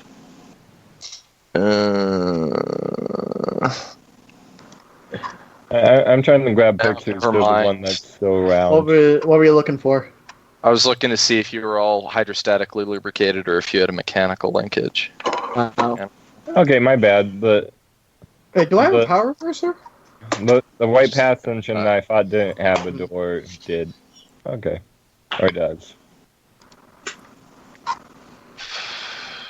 Mine came Alright. mine came with fancy spark arresters Cool. Sugar. for whatever reason. So did the I S118s. wonder. Yeah, I don't know. Eric, I assume you have a physical model. I'm looking at one that has both air and vacuum brakes on it, which that's kind of neat. That is That interesting. is neat. They were designed for more than one brake system. Or outfitted for it. I don't know Oh, if it yeah. was designed for Well. it. But here's a picture of one that carries both. Here's one in Ipswich that apparently runs. Well, Yeah, I'm not gonna be able to save you, Milky. These engines just aren't. Yeah, I know. we need another It's- narrow gauge it's- Mikado to beat these guys. You didn't really do yourself any favors with continuing down the wrong path, but It's also USATC. They're pretty boring engines. they're designed for a purpose. Yeah, it's, You know, like I said, steam, boring. We steam live in a engines are society. typically, steam engines are typically built to last. You know, they have a working life for their design anyway of 70 to 80 years. And But- USATC locomotives are typically designed with a working life of like 6. Yeah. Yeah. How long is a war? Yeah, How pretty long much. is the war? At which point we will no longer care and we can move on. Yeah. Yeah. Plus, I was dumb. Like, I didn't put it together that the White Pass Mikados that I wanted to do were actually S118. This one has a Giesel. I can't remember what it's called. Damn it, or how to pronounce it. It's a Giesel injector. Which engine?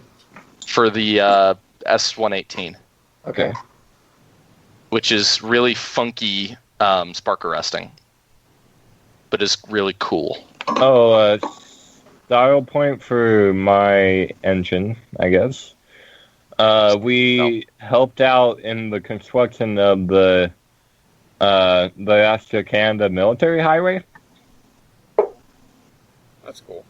but That is cool. I know gonna it's call it kind where of it out is. there. Okay, fine. Yeah. I don't think we're gonna get anywhere really. How close is it? It's 19 Not to 13. Yeah, no, you're done, Milky. Sorry. You're done. Oof. Yeah. Oof, 100.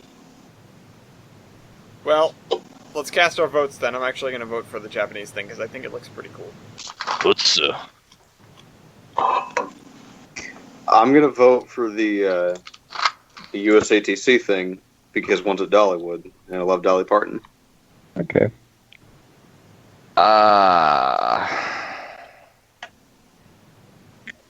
Pity vote to the S118. Each Okay. can win in a category. Dishonor. Dishonorable. Great dishonor. Oh, it's okay. That's We'll have to have okay. something beat it.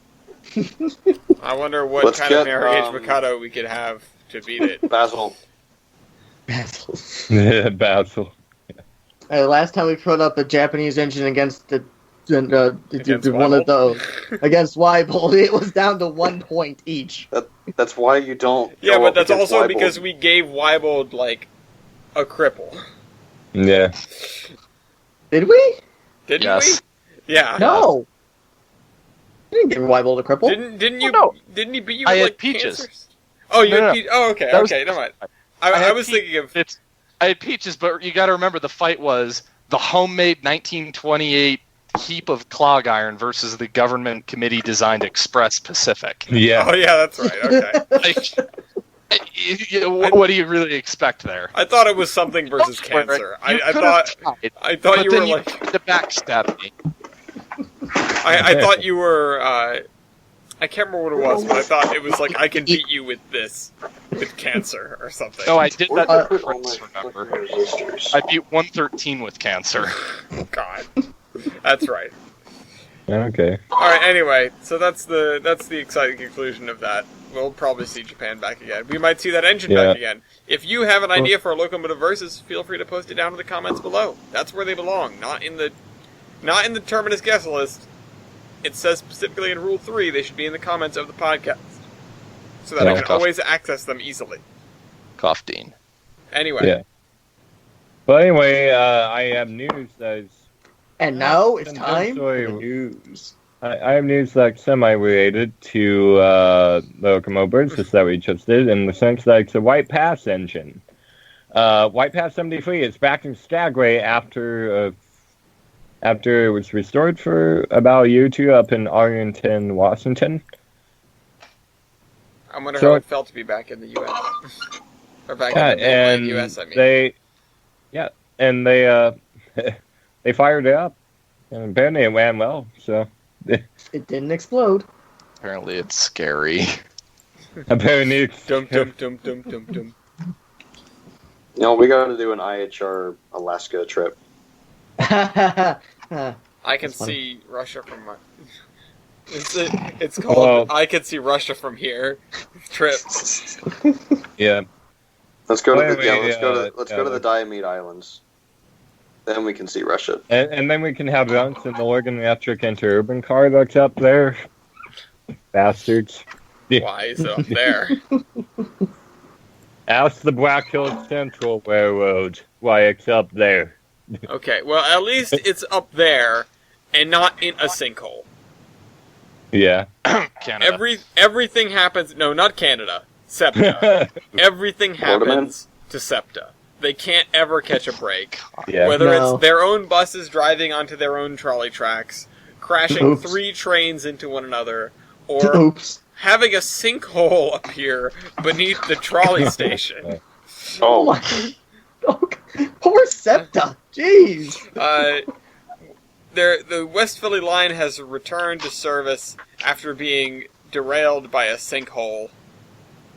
This also isn't the only sinkhole that's in the news this week. I don't know where the article is for the other one, but one opened in Baltimore and almost swallowed a trolley station whole.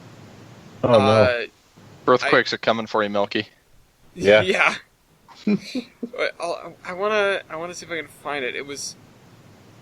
They know I'm getting too far Yeah. with this restoration. Yeah, they're coming. They're gonna swallow Yeah. you up. Yeah. speaking of hell, actually, there isn't any news about Lucy. That would have been a great one. Unless there is news about Lucy that isn't here. No. Yeah, not really. Not really. Oh well. Speaking of things that can't catch a break, we've got a slew of Amtrak news, starting with something kind of comical, which is a sailboat hit an Amtrak trestle in the Carquinez Strait, which it delayed Capital Corridor trains for about an hour. I thought you were going to say a sailboat hit an Amtrak train, and I was ready to be very confused. That would have been something else. That would have been special. We did have a car hit a train. Yes, the car hit the train, not the other way around.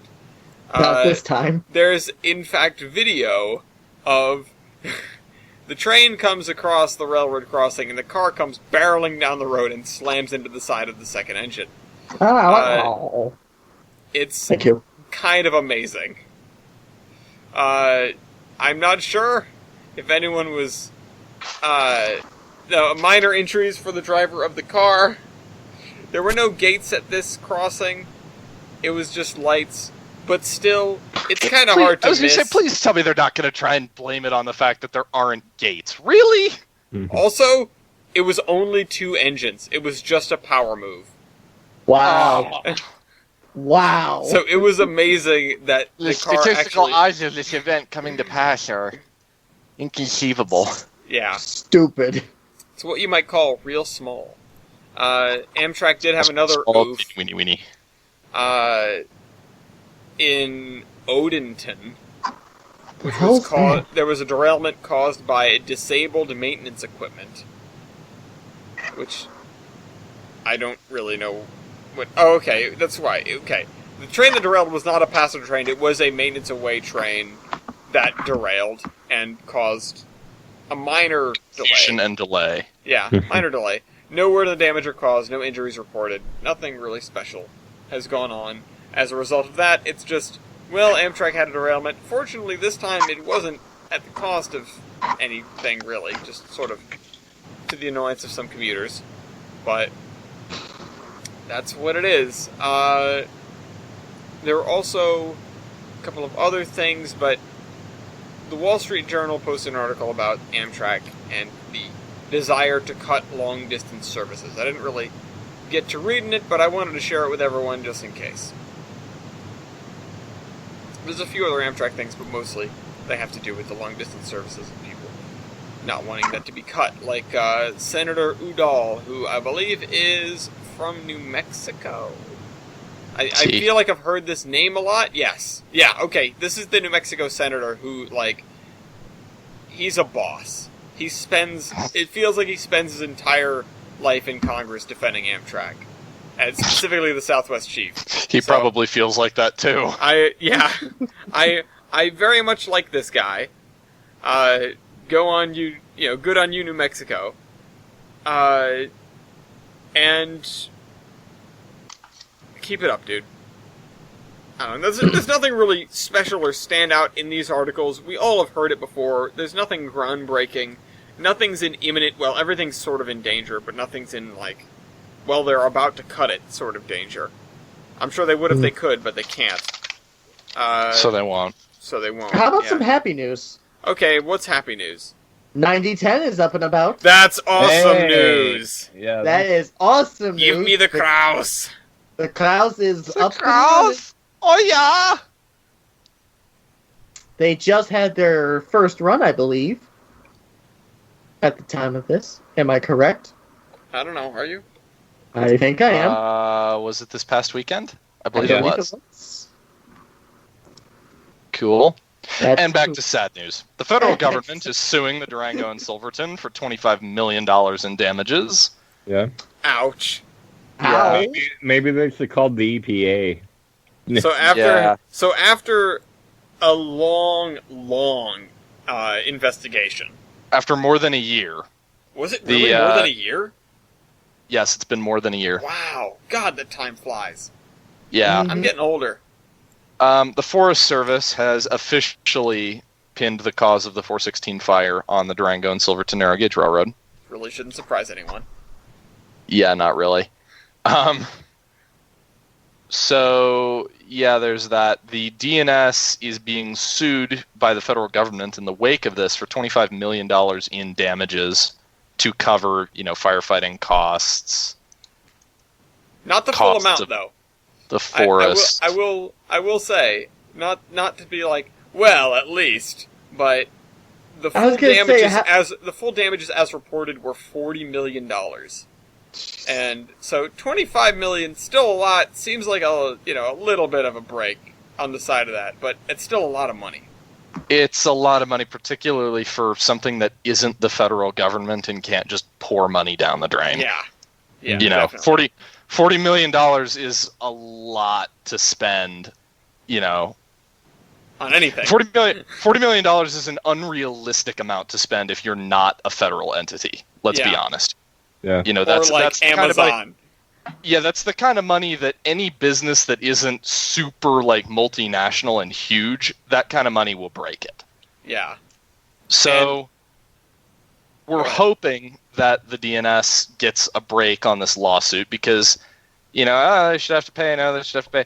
That's fair, but it's $25 million. That's a lot of money. That's a bit excessive, especially considering all the evidence surrounding it is circumstantial. They have no concrete evidence whatsoever. Like you were going to find any. Huh? Just to say, like you would find any. Yeah. Well, yeah, but that's part of the point. It's it doesn't really matter if they can't find any. All the evidence they have is circumstantial. The one thing I would like to point out, because there's a lot of people who don't like this outcome. Yes. Naturally. Is that Yeah. my only assumption is that the reason the investigation took so long is that the Forest Service was doing everything in their power to try and find a cause that wasn't the DNS. It's really, really easy to point to the DNS and go, well, duh. They started it.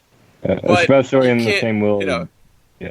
You can't just do that. You can't just say, well, duh. They have to rule out every other possible cause. And... Even massive flying, burning grass theory, god damn it. Yeah. Even acts of God. Yeah. Acts of God.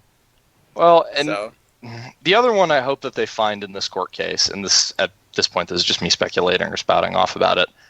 Yeah. The DNS puts millions of dollars every year, which again for a business their size is no small amount. Mm-hmm. They put buku money into fire mitigation every year. They have entire crews dedicated to fire mitigation. And one thing they pointed out is, the fire crew was laid off or cut for budget right before the fire happened, trying to frame it as some evil thing. The fire crew the fire crew, which is also the track crew, got largely reduced. Oh yeah, we talked about that one. Due to Rule G stuff. Will be named. But something happened. Some things happened, and there were shortages that were not the railroad's fault, and were just really inconveniently timed. Yeah. Well, I really hope that, it is a suit, it's going to go before a judge and everything, and I assume that we're going to see, at the very least, a payment plan, if not a serious reduction in cost in general. Because I think that a reasonable judge will see exactly what you're talking about, that they've spent a lot of money to work on that, and to pay the full cost of this fine would be, maybe not curtains, but it would be really bad.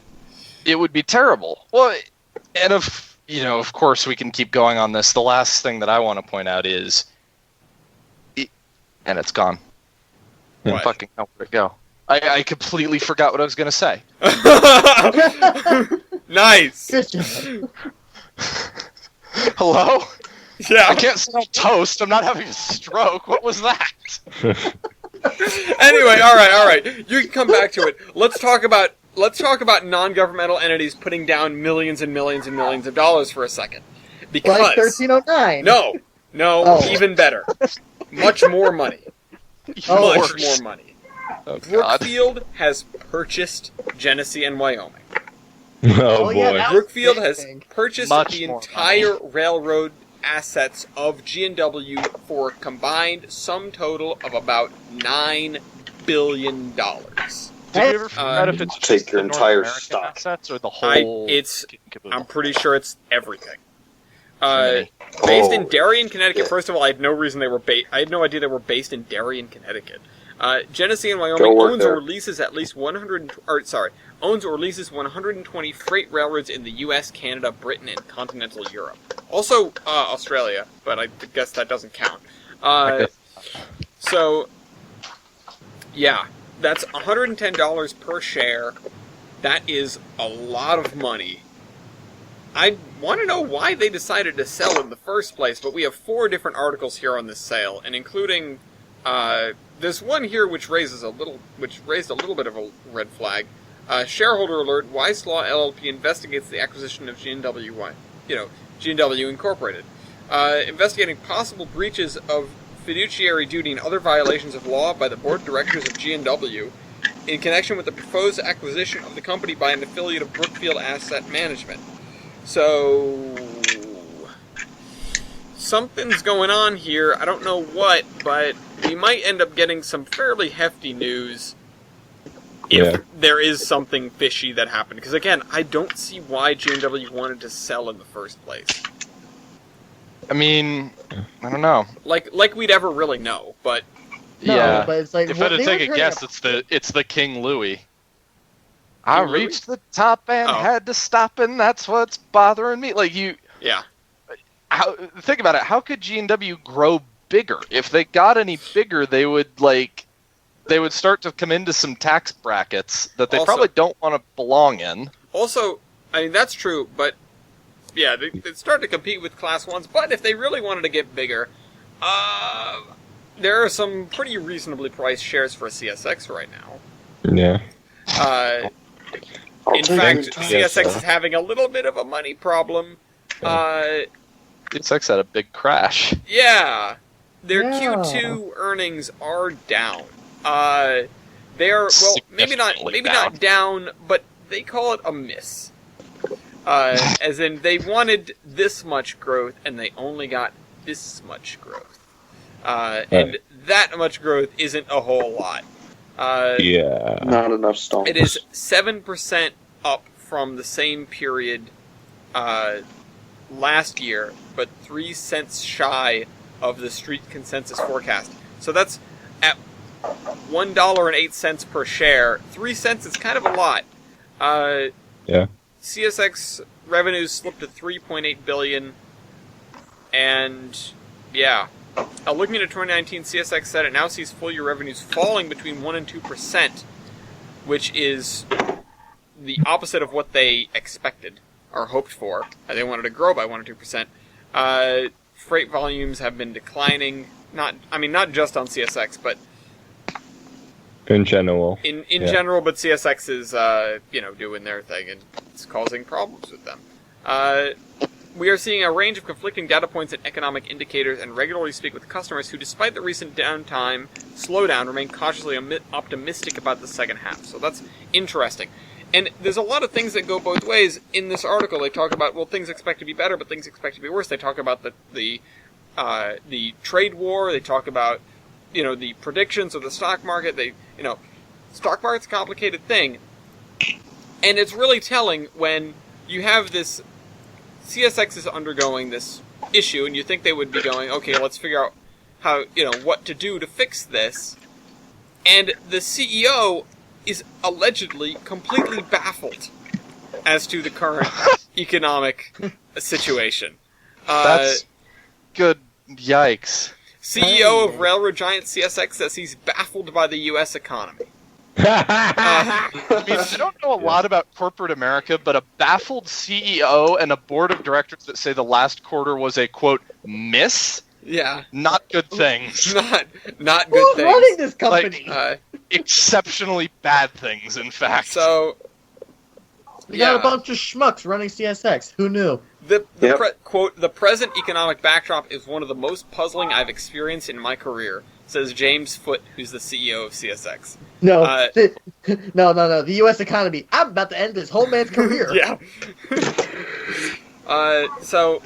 CSX shares have gained 15% in 2019 in total. But it's dropped recently. Certainly in the wake of the Q2 situation. So, I don't know. Things are weird. We'll see where this goes. Sounds like it could get a lot better, or it also could get a lot worse, or maybe somewhere in between. Is CSX tangentially related? Is CSX still suing itself? Wait, I don't what? know. I don't know. That's a good question. I'm not sure. For those who are completely confused by that remark, if I recall correctly, it was CSX. It was, I believe, the shareholders suing the board of directors for giving Hunter Harrison so much money after his severance from Delta was being, or not Delta. Where was he? CP being huge. CP. Sorry, I'm confusing him and Anderson. Yeah, They're it's both- easy to do. Yeah. One is precision scheduled railroading. The other is no railroading. Anyway, What's the difference? I don't know. To 1309, there really isn't any difference, isn't that right? Yeah, they keep saying it's getting closer. It's getting closer. They passed their deadline again, didn't they? They passed their deadline again. They sold tickets for earlier this month. Yeah, they did. They sold tickets for July 4th. When will you Man. learn, old man? How many times must we teach you this lesson, old man? But really, they're teaching themselves the lesson, and it's a sad one. Good But- Lord. What? Why do people keep giving them money? It's I don't know. That's both baffling and kind of scary. People give money to anything. It's more Yes! baffling than the U.S. economy. Is it, though? No, not really. But if 1309 article appears in the Iron Horseman chat or thing. Ah, shit! Here we go again. Here we go again. Or a Brightline article. Or No. Just kidding. There hasn't been any deaths. There haven't been any deaths on Brightline in the past month or so. However, I guess- they have put out another announcement saying they are going to break ground on Oh, their boy. high-speed rail. Where? So, Speaking of people being sued, on their line between wherever in Orlando, the rest of the world in Orlando. So it's coming. Apparently, Virgin is coming. The question is when. Soon. personal experience would dictate never. 30 seconds. I thought Wait. your personal experience would dictate immediately. I mean, I suppose? I don't know. Anyway, Well, in other It's like a news- create your own adventure for that joke. Yeah, right? Do with that as you will, people. in Well, you other know news- what I could do with that? I could park a backhoe in front of it. Like Oh, Mount God. Hood Railroad did. It's certainly in a segue. you can, Yeah. yeah. Remember the blessed and the back, the royal, Yeah. the blessed, and the back. Bulldozer. Bulldozer. Thank you. There Whatever you it was, yeah. go. Where is it? Oh, it's the parking dispute. That's what it is. So, Yeah. can you explain to me what the hell's going on here? Because I read the article and I still don't get it. Okay, I think there's a weird erasement here that the Mount Hood uses to get through on this property. Oh, But the camp is having none of it, whoopsie. and they're using the parking lot for Parking. yeah, they're trying to use the parking lot for parking, but they can't use it for parking. Well, is it their parking lot or is it Mount Hood's? I want to say that. Okay, The article said it was railroad property, so I thought it was Mount Hood's. But I think Mount Hood owns the property that the parking lot is on. Oh my god, I need Mount Hood owns the property, but the camp owns the lot. How does this work? why I were they don't allowed to know. have a parking lot there? Is it like the church thing where nobody was using it, so would they just built a parking lot to see if anyone would complain?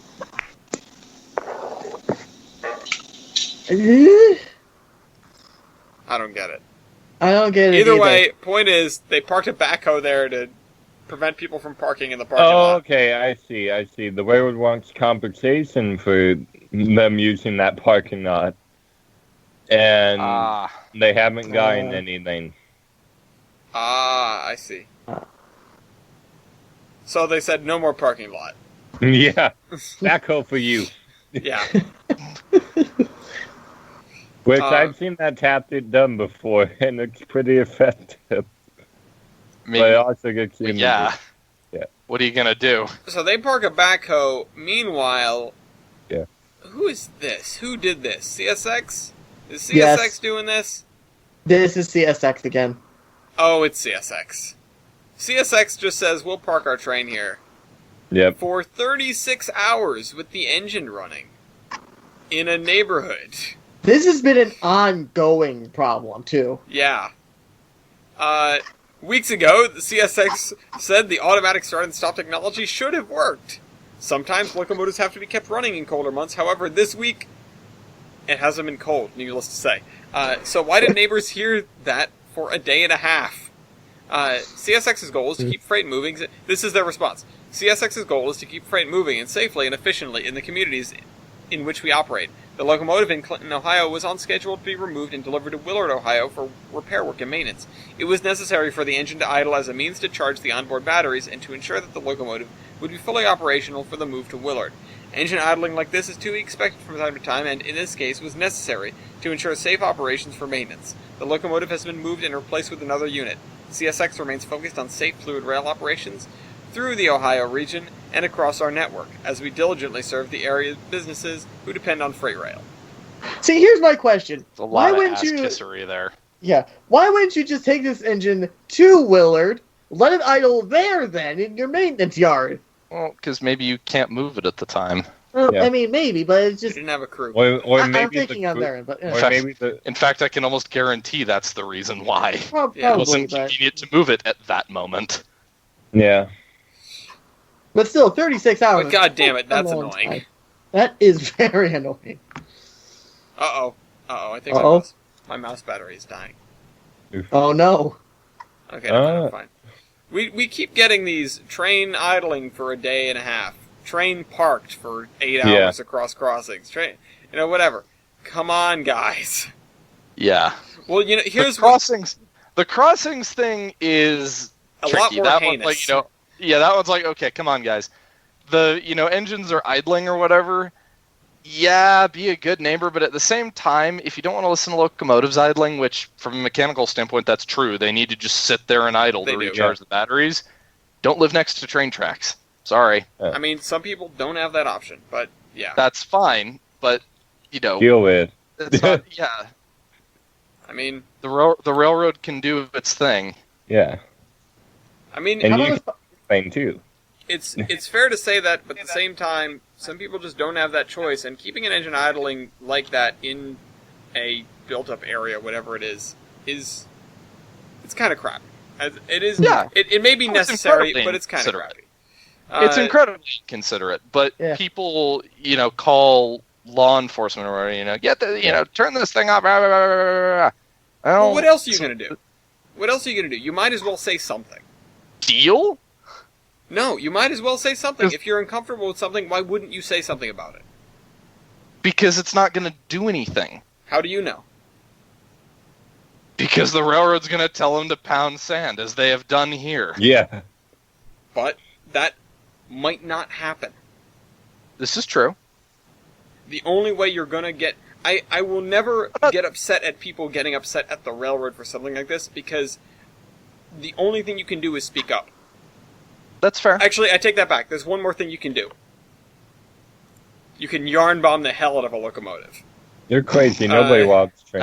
Nice. So this is not the first time that we've had a yarn bombing on the podcast. But in Gippsland, which I have no idea where this is, it looks European. It's Walhalla. Walhalla, population 17, sits in a remote mountainous gorge in central Gippsland. It's in Australia. It's in Australia? Yes. Okay. Okay. So they took about 2 kilometers of knitting and covered this locomotive to try and generate tourism. Okay. Crikey. That is a way Yeah. to do it. So, yeah. That's the thing. Mm-hmm. I want to see some concerned townspeople yarn bombing CSX trains. 'Cause that would be hilarious. That would be hilarious. So And it's TSA literally, wants oh my to god, know your location. This picture, literally a bunch of old ladies in a room knitting stuff to go in the locomotive. This article's amazing. Good. Yarn bombing is one of my favorite dumb things. It's my favorite kind of vandalism. Yeah. Pretty Anyway. alright. in other news of things getting restored, how about those How is that turbines? restored? Okay. What restored? How is that a segue? But Turbine. it's not. I don't know how to segue this, but hey, the turbine's being worked on. Isn't it just cosmetic work? It's Doesn't- still a Doesn't it restoration. not have an engine in it? It has a small diesel engine from what I could tell. Oh. But Wait, the UP turbines. Yes, Yeah. the one that we saw. What other turbine is there that still exists? S2. Good point. I mean, S2, please. That still exists. Nope. S2 lives now. The yes, S2 trust. it's way out there with the New York Central Hudson in the Yeah, it's barn. in a barn. Oh, hey, Locomotive 26 is going under a bit of a cosmetic restoration, so that's Yeah. nice. Yeah, I Cool. know. I saw it. It was very, Hey. very shiny when we got there. Yeah. It's Eric, very shiny. question. What?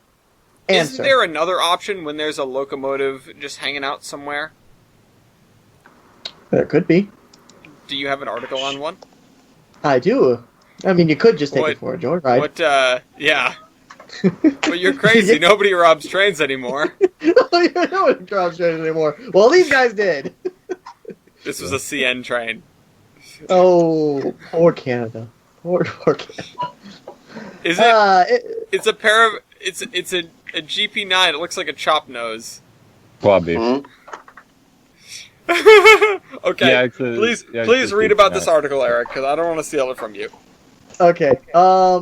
An inexperienced driver took a train on a joyride this past weekend, damaging the brakes and maybe more. Oh no. Inexperienced driver. That's a word for it. Let's see. a drunken hooligan this past weekend. No, officer, I didn't steal this car. I just don't usually drive it. Yeah, it's CN cheap. But it wasn't on CN track. Oh no, it was nowhere near CN. So, Florida man. according to the police department, computer information from the EMD GP9 electric diesel locomotive showed the train's engines were turned on at 3:44 p.m. Locomotive began chugging along at 3:49 p.m., barreling through a fence. From Florida there, man. from there, the train traveled approximately 10 miles from the Florida Northern Railroad at whatever street. The train drove despite 16 brakes remaining on. Wait. Oh dear. 16 brakes, huh? I know. I guess 16 brakes. that's what the 16 article brakes says. were on. That's what the. I mean, I Jeeps, could. do Jeeps have shoes that apply on both sides of the wheel? Yes. I don't know. I didn't look at the brakes on ours. Yes. I don't know. Goodness Oh, gracious. The computer showed okay. the engine was does The, that. the horseman thing. No, I'm just looking at this. Just this Okay. joyride. Jesus Christ. Yeah. Oh wait, Eric, you have the article about the Baltimore sinkhole. Why didn't you segue to that? Fuck you, Baltimore. Fuck you, Right. Baltimore. Thank you, Rocky. Oh yeah. Get that for this please. Oh, Eric's breaking up. You're going robust. Now, Giggling so much. Oh my god. okay, Eric now. machine broke. Anyway, Oh. Oh yes, there's Baltimore. But we are. Eric, you're not good. Your thing's going. Shit. Okay, I'd like to talk for a minute about cameras. So, Okay. wouldn't you love to be able to see all of those accidents Huh? where a train hits a car at a crossing? That would be quite amazing. I mean, I think it would certainly be helpful to figure out what the hell happened. Yeah. And this That's There's not what this- I thought you were segueing into. proposal here, no, not that. I will get to that. I'm going to it Okay. from this. So Okay. the city of Prosper. I don't know what don't know what state. Texas. Prosper, Texas. They are going to install cameras at 3 railroad intersections, so railroad crossings. Frontier Parkway, 1st Street, and Prosper Trail. So they're going to have at each crossing a wide-angle camera so that if something happens at the crossing, it'll send a signal to emergency dispatch centers and that sort of thing. So that's cool. That's smart. I don't know. You see, like, there's cameras, like, at every toll booth on the highway. Every ramp has a camera. They're all over the place on, major thoroughfares, road-wise. A lot of intersections have cameras, whether it's for, giving people tickets or just in general. Big Brother is watching. I'm surprised that there haven't been more cameras at railroad crossings. It feels like, with the amount of cars that get hit by trains, or trains that hit cars that hit trains, in the case of earlier in the show, that happen on a regular basis, having that would be really useful. Yeah. Would. Anyway, if you want to see an accident caught on camera, though, look no further than Virtual Railfan, because they managed to almost catch a derailment on Horseshoe Curve on their Horseshoe Curve camera. Which I thought it was too close to. I saw it, and it was the funniest thing live on the camera. The thing that annoys me is they didn't have that. They didn't take the whole clip when they made the clip of the derailment. They didn't take the whole clip. It's the camera's just staring straight ahead at the middle of the curve, and you can hear a train coming. You can hear the brakes squealing. And then you just Can't hear... escape that rundown feeling. Yeah, God damn it, I knew that was coming. And then you hear crash, this massive metal crunching noise, and then engines roll by with no cars. And then the camera pans to the right, and there are cars tipped over on the ground.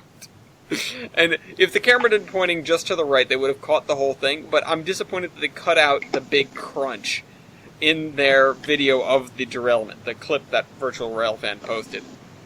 But there was a derailment on Horseshoe Curve. I probably could have put that in with the mantle, but we already had plenty for NS, and that one was too funny. Yeah. So that one deserves to be covered on its own. It deserves to be covered specially. Yeah. Anyway.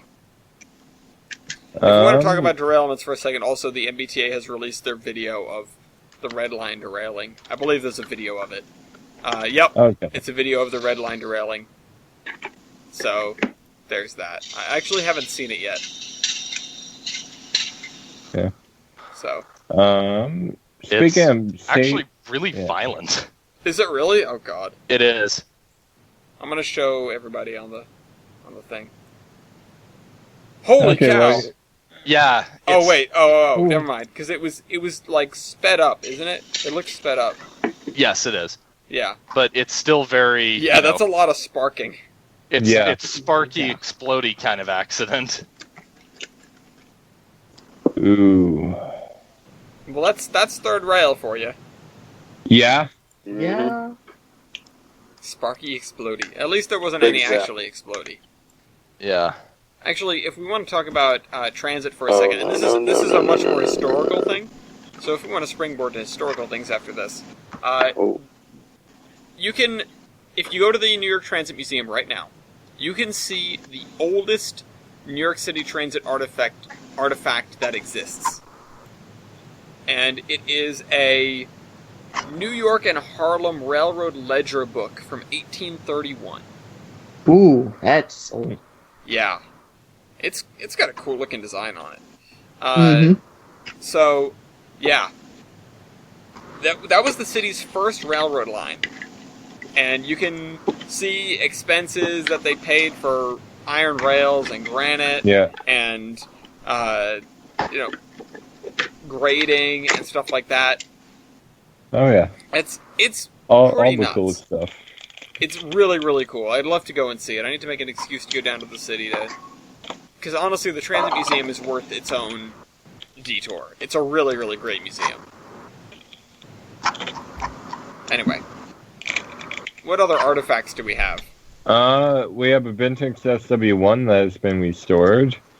Particularly the B&O one on the Wilmington and Western. Is that the one that went onto the bridge and got its... No, that's Oh, okay. Modon. That's the Monon thing. Oh, okay.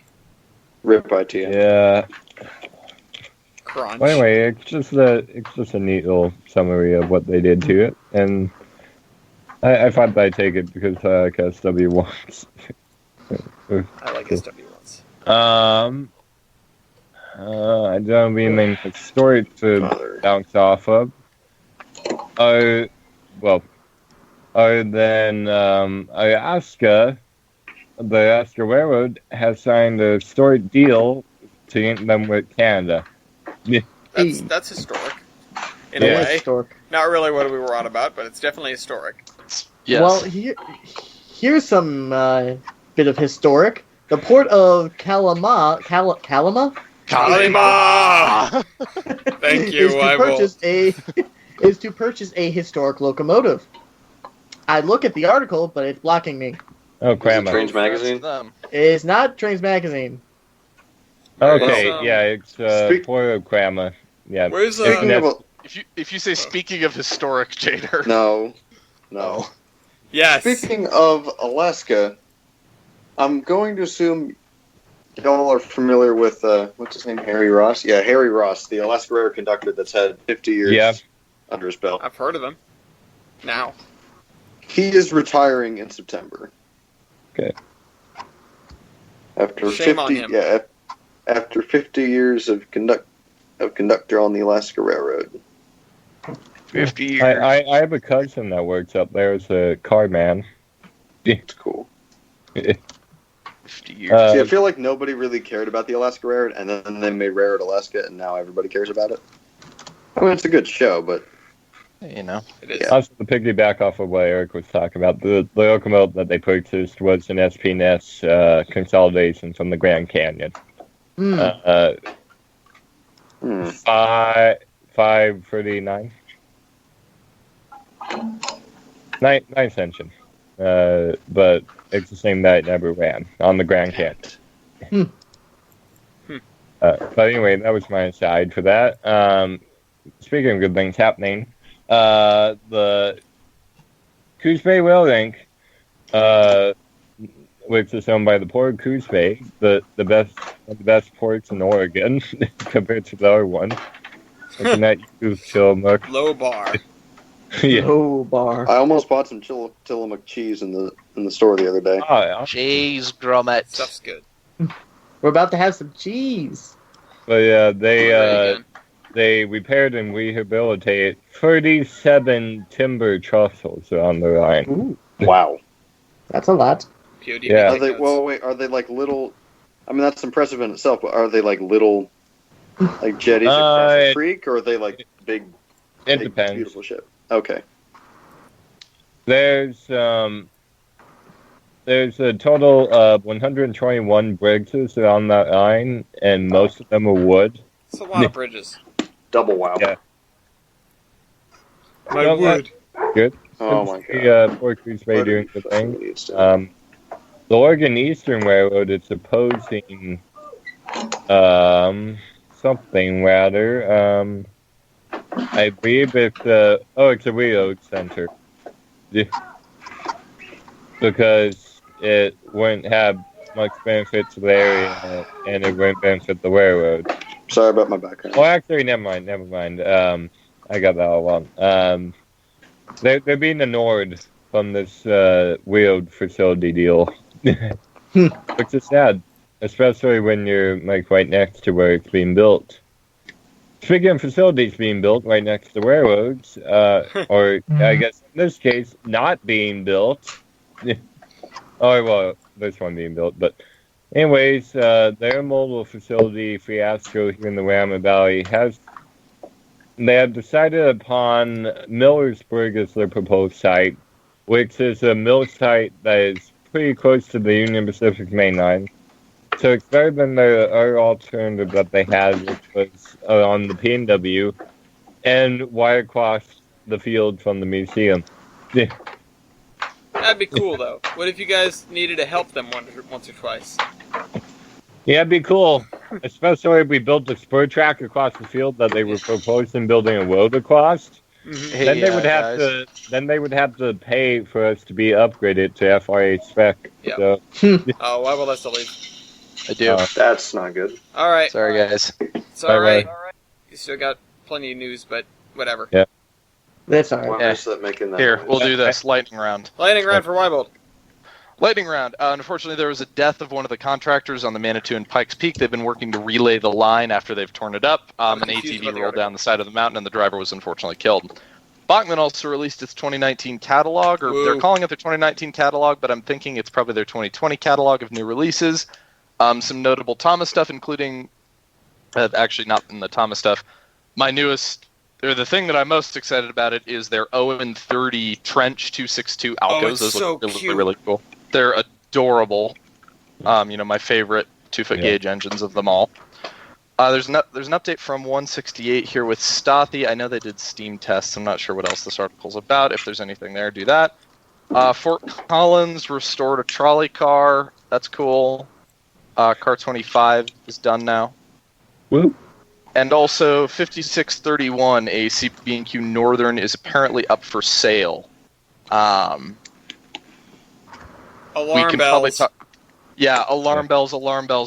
We can probably talk about this as it develops a little bit further and as we get some more information on it. But Oh, just hold a friend. If you yeah, keep- have somebody that would keep like it a up. Northern, I Christmas is do. coming. I do.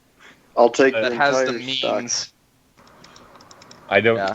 Yeah. Even if they don't have the means, just buy it Just- anyway. well, I won't take your entire Here in stock. my garage. Yeah, and my termination is oh yeah. Oh yeah! All right, night guys. Thanks. Right. Goodbye. Okay. Well. This thing. What And thing? this thing. This thing. Actually, but- briefly, so Bachman, I almost called them Baldwin, announced their new Baldwin. releases. Also, Rapido has announced a bunch of things, a bunch of Canadian things, which actually has me kind of excited Yeah. because it's They're making not, the ski train. I don't care too much about them, but I really would like to see them. The Bud coach sets and stuff like that, Oh yeah. among other things. So, yeah. And also, they're making FL9s. They're making a bunch of Ski Canadian train. things. They're making EP5 jets. So they're making a bunch of New Haven things, a bunch of Canadian things, and Well, some one of Verizon their coaches and the staff ski members is a train. big New Haven guy. Like Jader said, they're making the ski train. I don't know, a lot of cool stuff. HO scale, later Uh-oh. phase F40PH, including ski train. I want to model the ski train. That'd be kind of fun. You should do it. I kind of do in Do it. Yeah, but I because don't we have have all money. the stuff Just to do it. I need money for that. Yeah. Nah. Sorry. But you know who's got money now? Montana Who's staying? Rail Inc. What did they do? They got a $3.5 million federal railroad safety grant. Oh, good. For Ooh. being safe or so that they get safe? So that they can invest in new technologies and safety modifications. So cool. So they're already a pretty safe road. You don't hear too much about Montana Rail Inc. derailing. Yeah, but you know who needs more safety? Norfolk Southern, because they had an inspection failure shortly before a derailment happened. Yikes. Or rather, they had an inspection, and it didn't turn up anything, and then there was a derailment. That too. Yep. Yep, that happens. Also, just saying, if Chris joins this call, whoever can kick him out quickest wins, because he's hammered right now after his party. Yeah. So I wouldn't at all be surprised if he comes in here, just to try and I be Chris. don't want him to come in here. Okay, but anyway, UTA also did a move that caused delays on all their track signs. Oops. At a track derailment. They derailed. They came off the tracks. Yeah. Eh. But pretty soon, tracks out here are actually getting. There's more proposals about high speed, which is cool. Yeah. Cries in Ohio. Cries in Ohio. Please give us any speed rail. Except for in this particular one, they leave out Eugene, which makes me sad. Isn't Eugene kind of important? Nah. It's a college town. Hmm. And you paid off a whole bunch of people, so that's That's not new. That's It's unfortunate, but it's not new. Also, aren't they That's right. starting some super huge project? You'd think they wouldn't be laying people off. The Unified Plan 2020. ha, They have, you. yeah, Brazos Hump or whatever. It's Yeah. supposed to be gigantic. It got cut. Humongous Hong Kong. Hong burgers. Yeah, so this month they started construction on their Brazos Yard in Robertson County, Texas, a $550 million rail yard, largest investment in a rail facility in the company's history. So, what are they doing? I guess they're just consolidating. I wonder what yard's going to be shut down after they finish building this thing. Wait. ITP, they shut down Going North to the Platte. end of it, the Wolfcell and Canal Street facilities were closed. Alright, Okay. wait, what? Alright, never mind, that's a correction that incorrectly set. UP's doing UP. Okay, I'm sure we'll figure it out later when everything gets shut down. And I did talk about this project that you didn't remove. Oh, which thing? Which thing did I remove? The Oh, sorry. the only thing I had. I missed that one. Oh. I must have blinked and missed it. Yeah. Also, wait, did you talk about this 4014 thing? You did, Jada, at the top of the show, didn't you? Like, The what? pretty early on. 4014 going to Duluth. We didn't talk about 4014 at Oh, all. I as thought far somebody as I'm said aware. that. Okay, Oh? well, 4014 is going to Duluth. Yeah, it got to Duluth yesterday, I think. Yeah. Yay, 4014. Thief. Hey, Thief. thief. Hey, if you guys like Heritage, go ride New Jersey Transit. Never thought I would advocate for that. But they have debuted a few Heritage coaches, which are kind of funny. It's not quite on the level of, NS Heritage units, but it's a step above the CSX Heritage stickers. Yeah.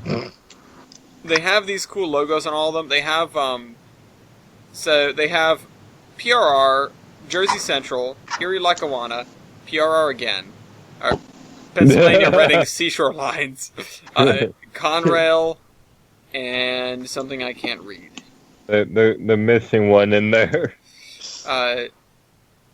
Lehigh Valley, Reading, Lehigh, and Hudson River. Yeah, this I think. this I assume One that of they're those. doing it for the railroads that actually did commuter service over their lines. yeah. Okay, sorry. And the agency that created NJT in 1979. That's the last one, the New Jersey Department Okay. of Transportation. But they're Uh, missing one. What are they missing? Penn Central. No. Nobody talks about Penn Central. Yeah, no. They're I'm talking ashamed. about them. They're ashamed of that. I don't blame them. Plus, they have Conrail on here, so what? Yeah, well, because Conrail... Hey, Conrail Conrail did actually nothing wrong. worked. Eh, Penn Central Yes. worked all right. no, it didn't. Uh, No, it Penn didn't. Central. It That worked is, well to say until that the to New say that Haven debt was added to on say top that of Penn it. Central worked. No, Penn Central was going to fail anyway. New Haven. Listen, this is my reasoning, and somebody asked this, and I went on a tangent on this on Under Construction once.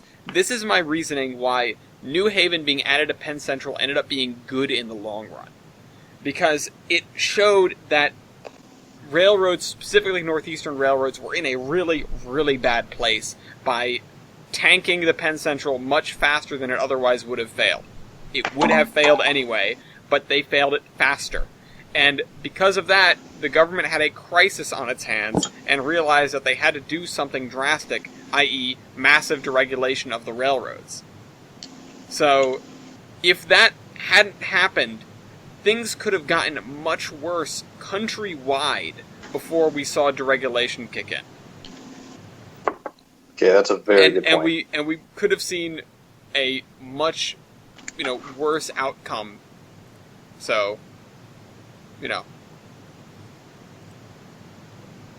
That's my rationale for why why it's a good thing in the long run the New Haven should have been added in. Oh, New Haven God got added damn in. it. That said, Penn Central shouldn't have existed in the first place. No, they should They just let the PRR go back up. No, the like PRR 100%. should have merged with the NNW like it wanted to. The New York Central should have merged with whoever they were looking at merging with. I think it might have been Basically chassis system. Don't touch chassis system. Chessie. Chessie says, "She's too precious." Angry hissing. Didn't they want to merge with like the Erie Lackawanna or something? I can't remember. No.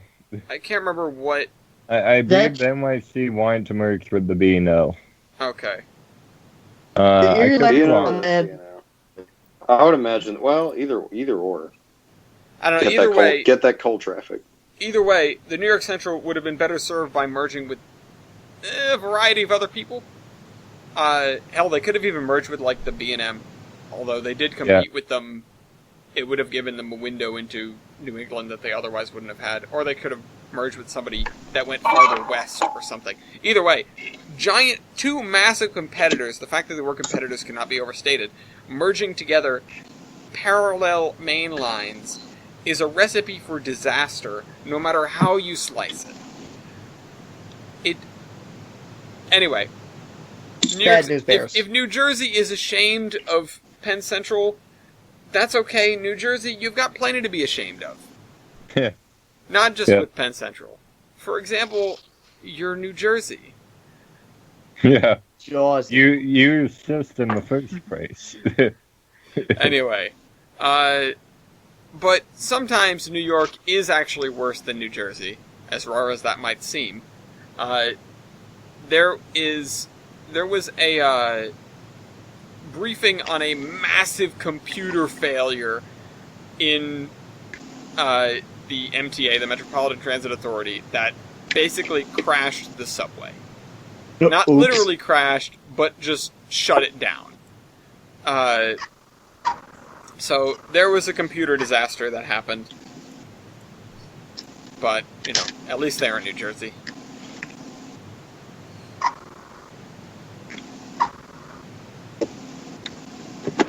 Waiting for somebody to take the torch. All right. People might get arrested because of the Flying Scotsman. Okay. Fun. I had Elaborate. no segue to that, so I'm like, Okay. just throw it at it. You don't need to people throw it out there. You can just start with it. You can just be like, hey, so, did you hear that blah, blah, blah. That's it. You don't have to segue based off of something. You can just segue. Why don't we do in the world? Basically, don't trespass, people. Come on, Yeah. you're gonna get arrested now. Please Yeah, so don't it's trespass. gotten... Please don't The trespass. penalties have gotten worse and worse for being Scotsman foamers. I mean, I read this a while ago that it was getting so bad that they were going to shelve Scotsman because of this. We talked about that, I think, last episode a month ago. Yeah. So yeah, stop trespassing, people. You're not going to get a better shot by doing it. Well, I mean, you might, but you also You might, but you go, die. Go to jail. Do You not could pass die. go. Do not collect 200 foam points. Yeah. Damn it. Although, if you want foam points, you might want to be the first person Why? riding the... What the hell is that? Riding the Sorry. new Amtrak train to Mobile. So, there is a fact-finding session planned in Mobile for the return of the coastal Amtrak trains. That would be, along where the Sunset Limited used to run, or at least part of it, between New Orleans and Mobile, Alabama, making stops in between.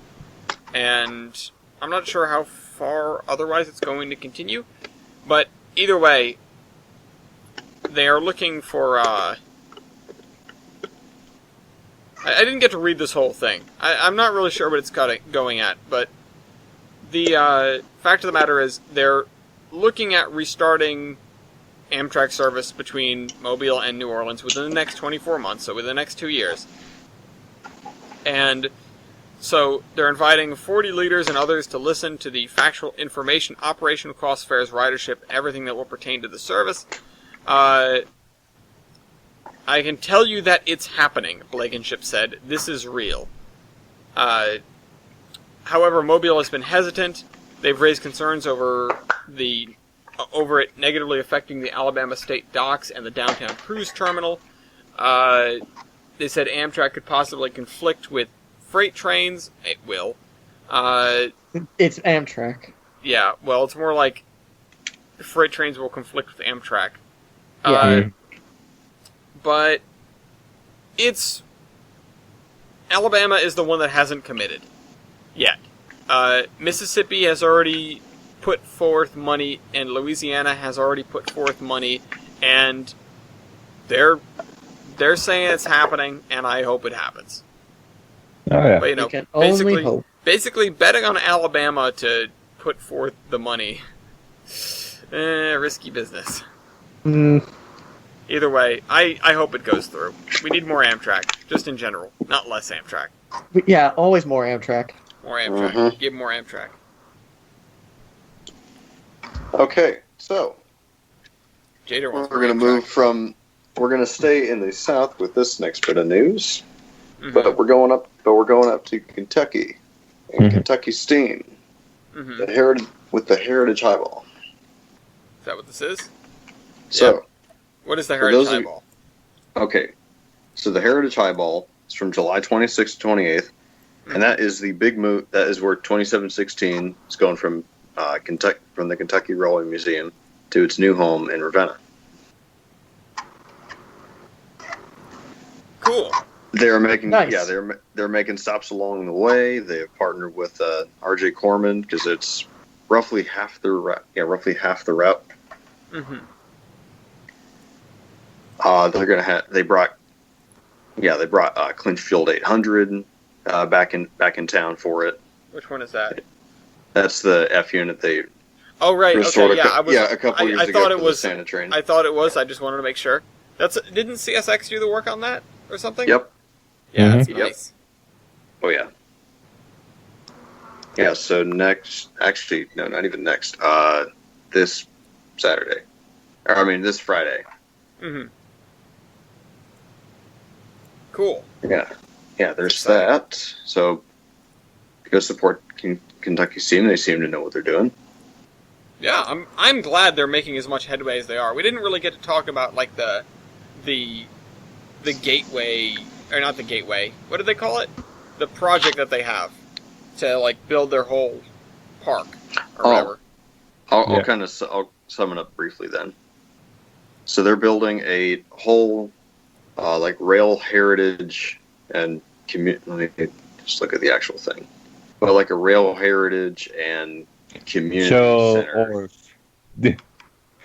In a way, it's like that meets Age of Steam meets what Fort meets Wayne like wants to do. meets like a community park thing. Yeah. Kind of like It's what big. is it? Yeah, kind of like Headwaters Junction, Yeah. which is what Fort Wayne's trying to do. Sort of the same concept. Mhm. Yeah. Yeah, I like that. I've talked about before how I think we need more of these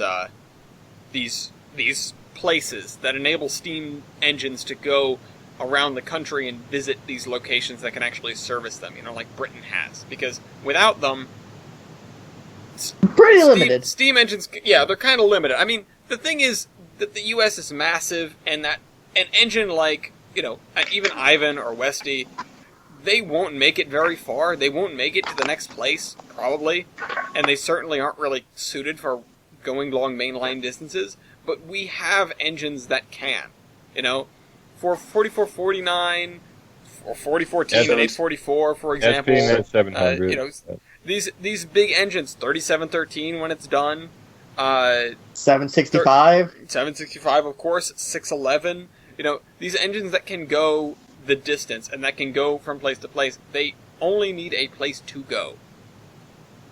Yeah. Now my thing is, I just hope they can build one in New England for people to come. Hell, they should That's 'cause repurpose it. Well, it's If like they- New England. Everything's close enough. You could probably just do one. We just need one.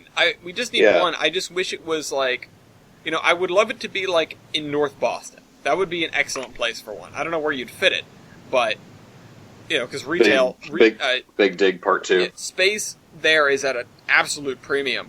But somewhere up there, or if not like in Maine or something, you know, maybe Let's out just hardwire the lights. somewhere. I'm sure we could speculate on that all day Yeah. long, but I think we just need that. Honestly, if the facilities at Steamtown, USA were still intact, that would be an excellent place to go, but they're basically all gone. And There's what's it left would of the- work, but they're kind of we're kind of out in Yeah. the middle of nowhere. Well, that's not. It doesn't matter if you're in the middle of nowhere. If you're in a steam facility, really, something like that. You know, That's true. it would be cool to have it in a major metropolitan area or somewhere close, but to have it at all is important. You know, having Well, one it's up like in Bellows Falls would be really cool. It's just the Well, yeah, facilities but- aren't there anymore.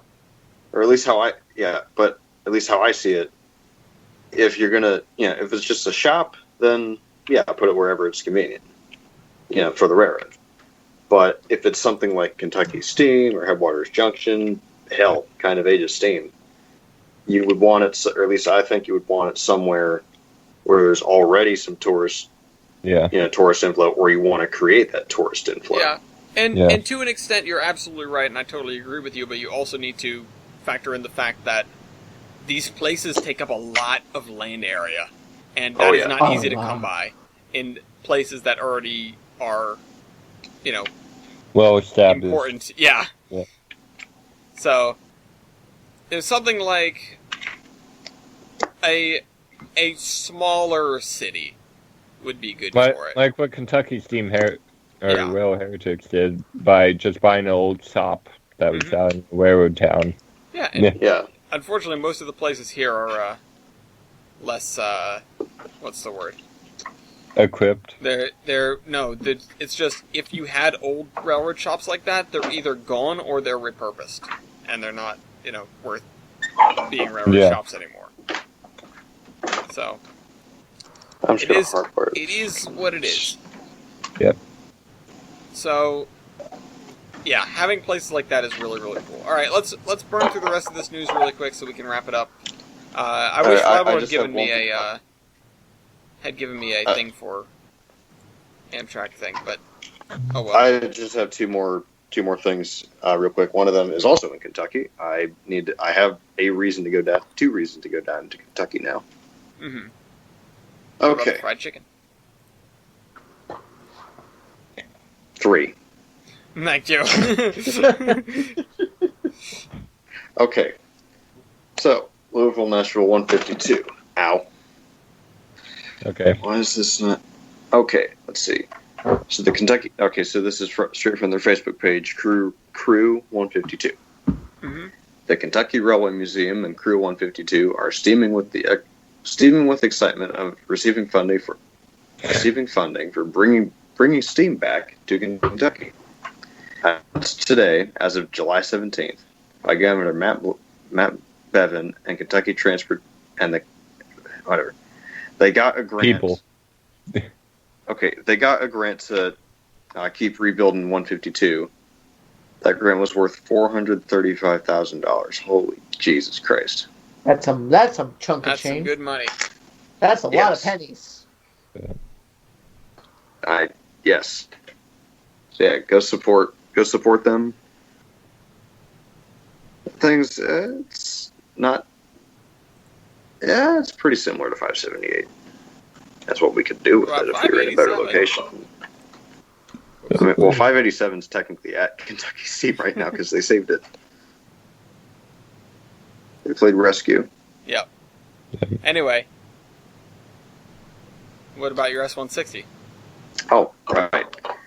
So when Age of Steam did their Steam to Victory event, they debuted their S160 that they've been cosmetically restoring for the last year, I think.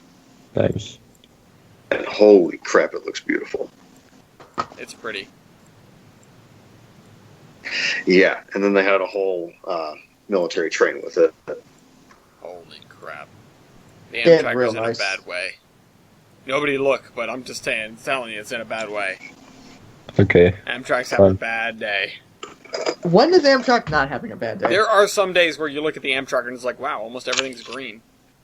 It happens. I swear to God, it happens. I'm not hallucinating it. I'm pressing X to I- doubt.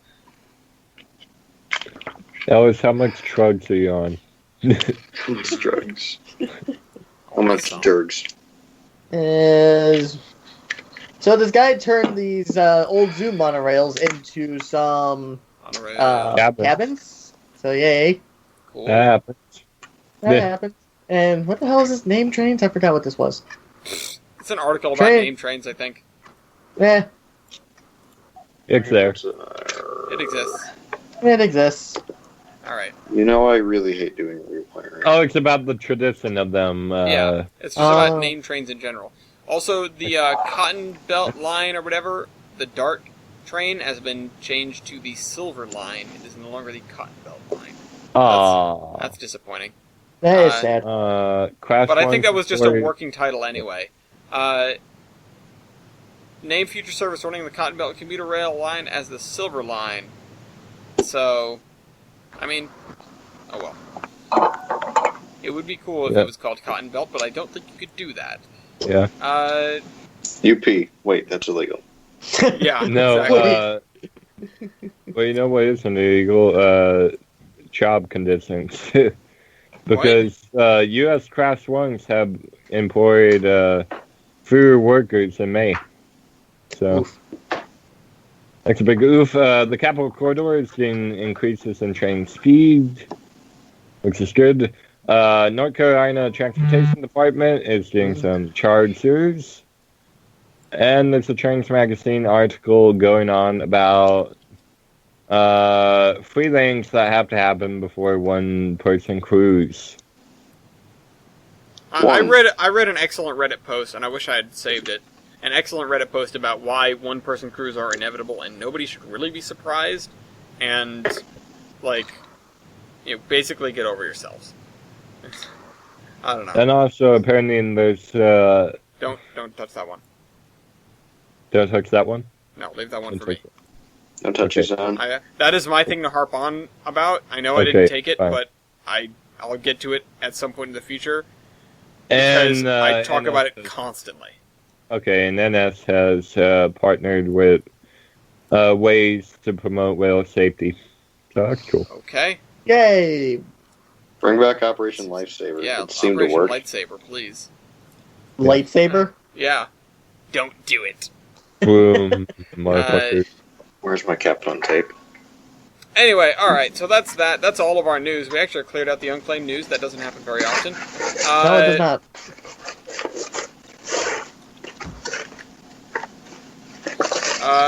So let's do our thing real quick. Last thing before we get to the maintenance away and the big announcement. Mhm. It is, of course, the latest train on Amtrak. What do we Hey. think is the latest train on Amtrak, ladies and gentlemen? Or just Okay, gentlemen, well, really? I saw the northbound Coast Starlight today, and they were doing pretty alright. Yep. So, not them. So not them. Southbound. Southbound Coast Starlight? Okay. Hmm. Let's see here. I'm gonna go the Zephyr to Emeryville. Zephyr to Emeryville. Good choice. Okay. I'm thinking the westbound Sunset Limited. Westbound Sunset Limited. Okay. The Sunset Limited to Los Angeles is 2 hours and 5 minutes late. So it's The probably Southbound Coast Starlight is 18 minutes late. Damn it. not bad though. Well, The eastbound California Zephyr is 10 and a half hours late. Oof. However, the westbound California Zephyr is 12 and a half hours late, yikes! making it the latest Strained. train on Amtrak. Eric. Strained wheezing. Yikes! What's Yeah, with the strained, Zephyr being strained so big? wheezing. You get it suspiciously often, Eric. Lucky guesses. Hmm. But that said, there are a lot of trains on Amtrak that are very, very late right now. There's a Southwest Chief that's 6.5 hours late. There's an Empire Builder that's 3. There's another Southwest Chief that's 4.5 hours late. There is the Auto Train is 3.5. The Cardinal is 4 3/4. The Capital Limited is 3.5. And there's also an Acela that's an hour behind. For comparison, the latest train on Via Rail is 6.5 hours late. I was gonna say, how's Via Rail doing? Dude, Via Rail's 'Cause doing usually pretty they're good for bad. Via Rail. So, yeah. That's Also, the usually- other I've southbound seen it where it's like days. the other southbound Coast Starlight is 22 minutes late. So, just so you know. All right. So what is this big announcement? I do indeed have a big announcement. So, back on the 4th of July, Ojili sat down with me for the course of the entire day and walked me through the procedure and the ins and outs of making a Discord server.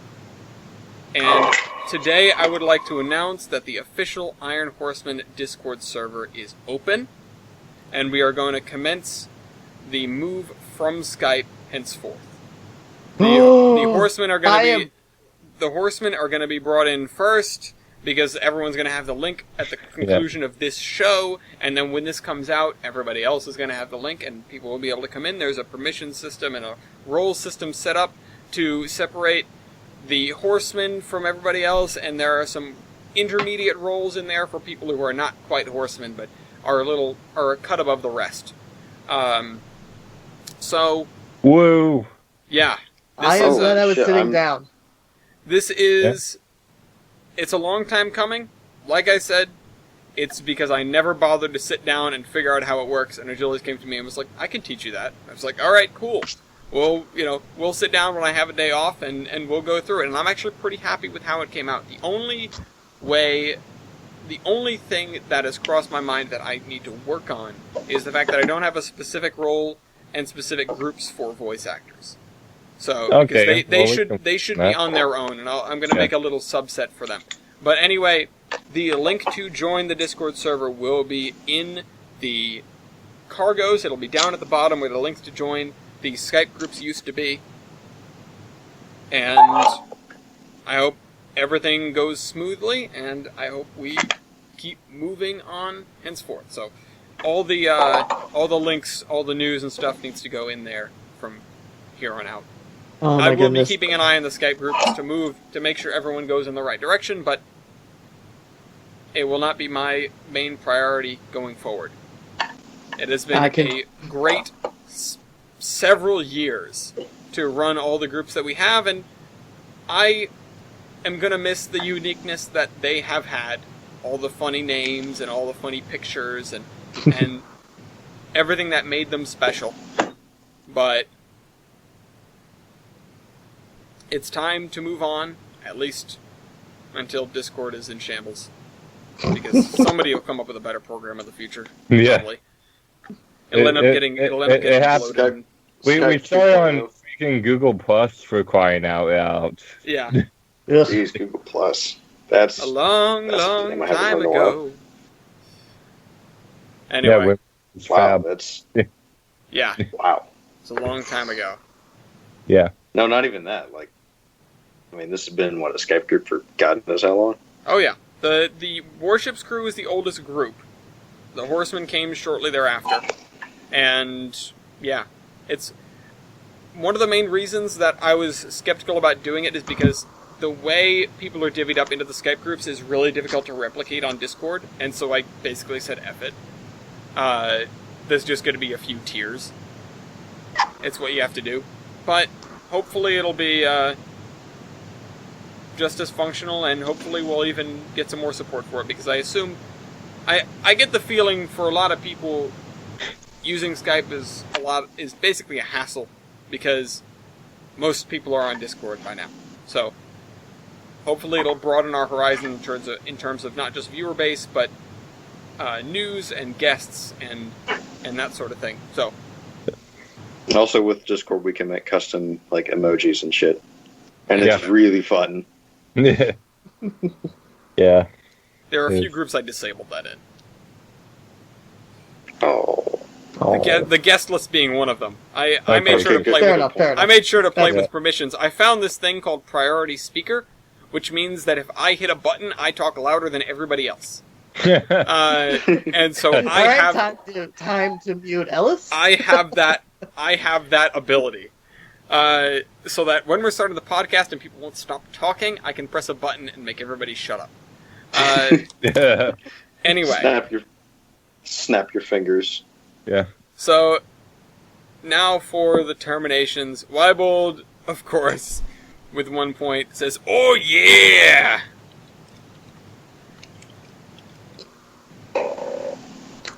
And it's tough to differentiate that between him and the Kool-Aid Man, but...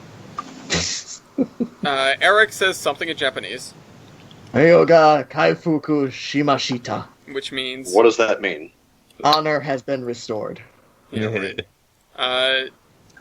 I would like to say that Sabaton's album, The Great War, came out a couple of days ago, and it's fantastic, and I can't stop listening to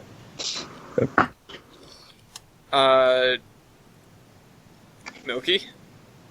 I have the only semi-train related name here. It's a K-28 on the White Path, Snowden. Yeah, that's snowed in, all right. Yeah. That's snowed under. Help. And finally, Jader. This decoder still isn't done. I've been sitting on my workbench the entire show. It works. I'm trying to figure out the headlight. Can you destroy the headlight? Yeah, well, I replaced the LED and that works, but it has this weird, spring, I guess, that is down in the frame, in between the cylinders, that goes up, contacts another spring, or another plate, with wires running up to the headlight, which doesn't make any, which makes sense, but at the same time, it really doesn't. Yeah. So I'm just hardwiring the headlight.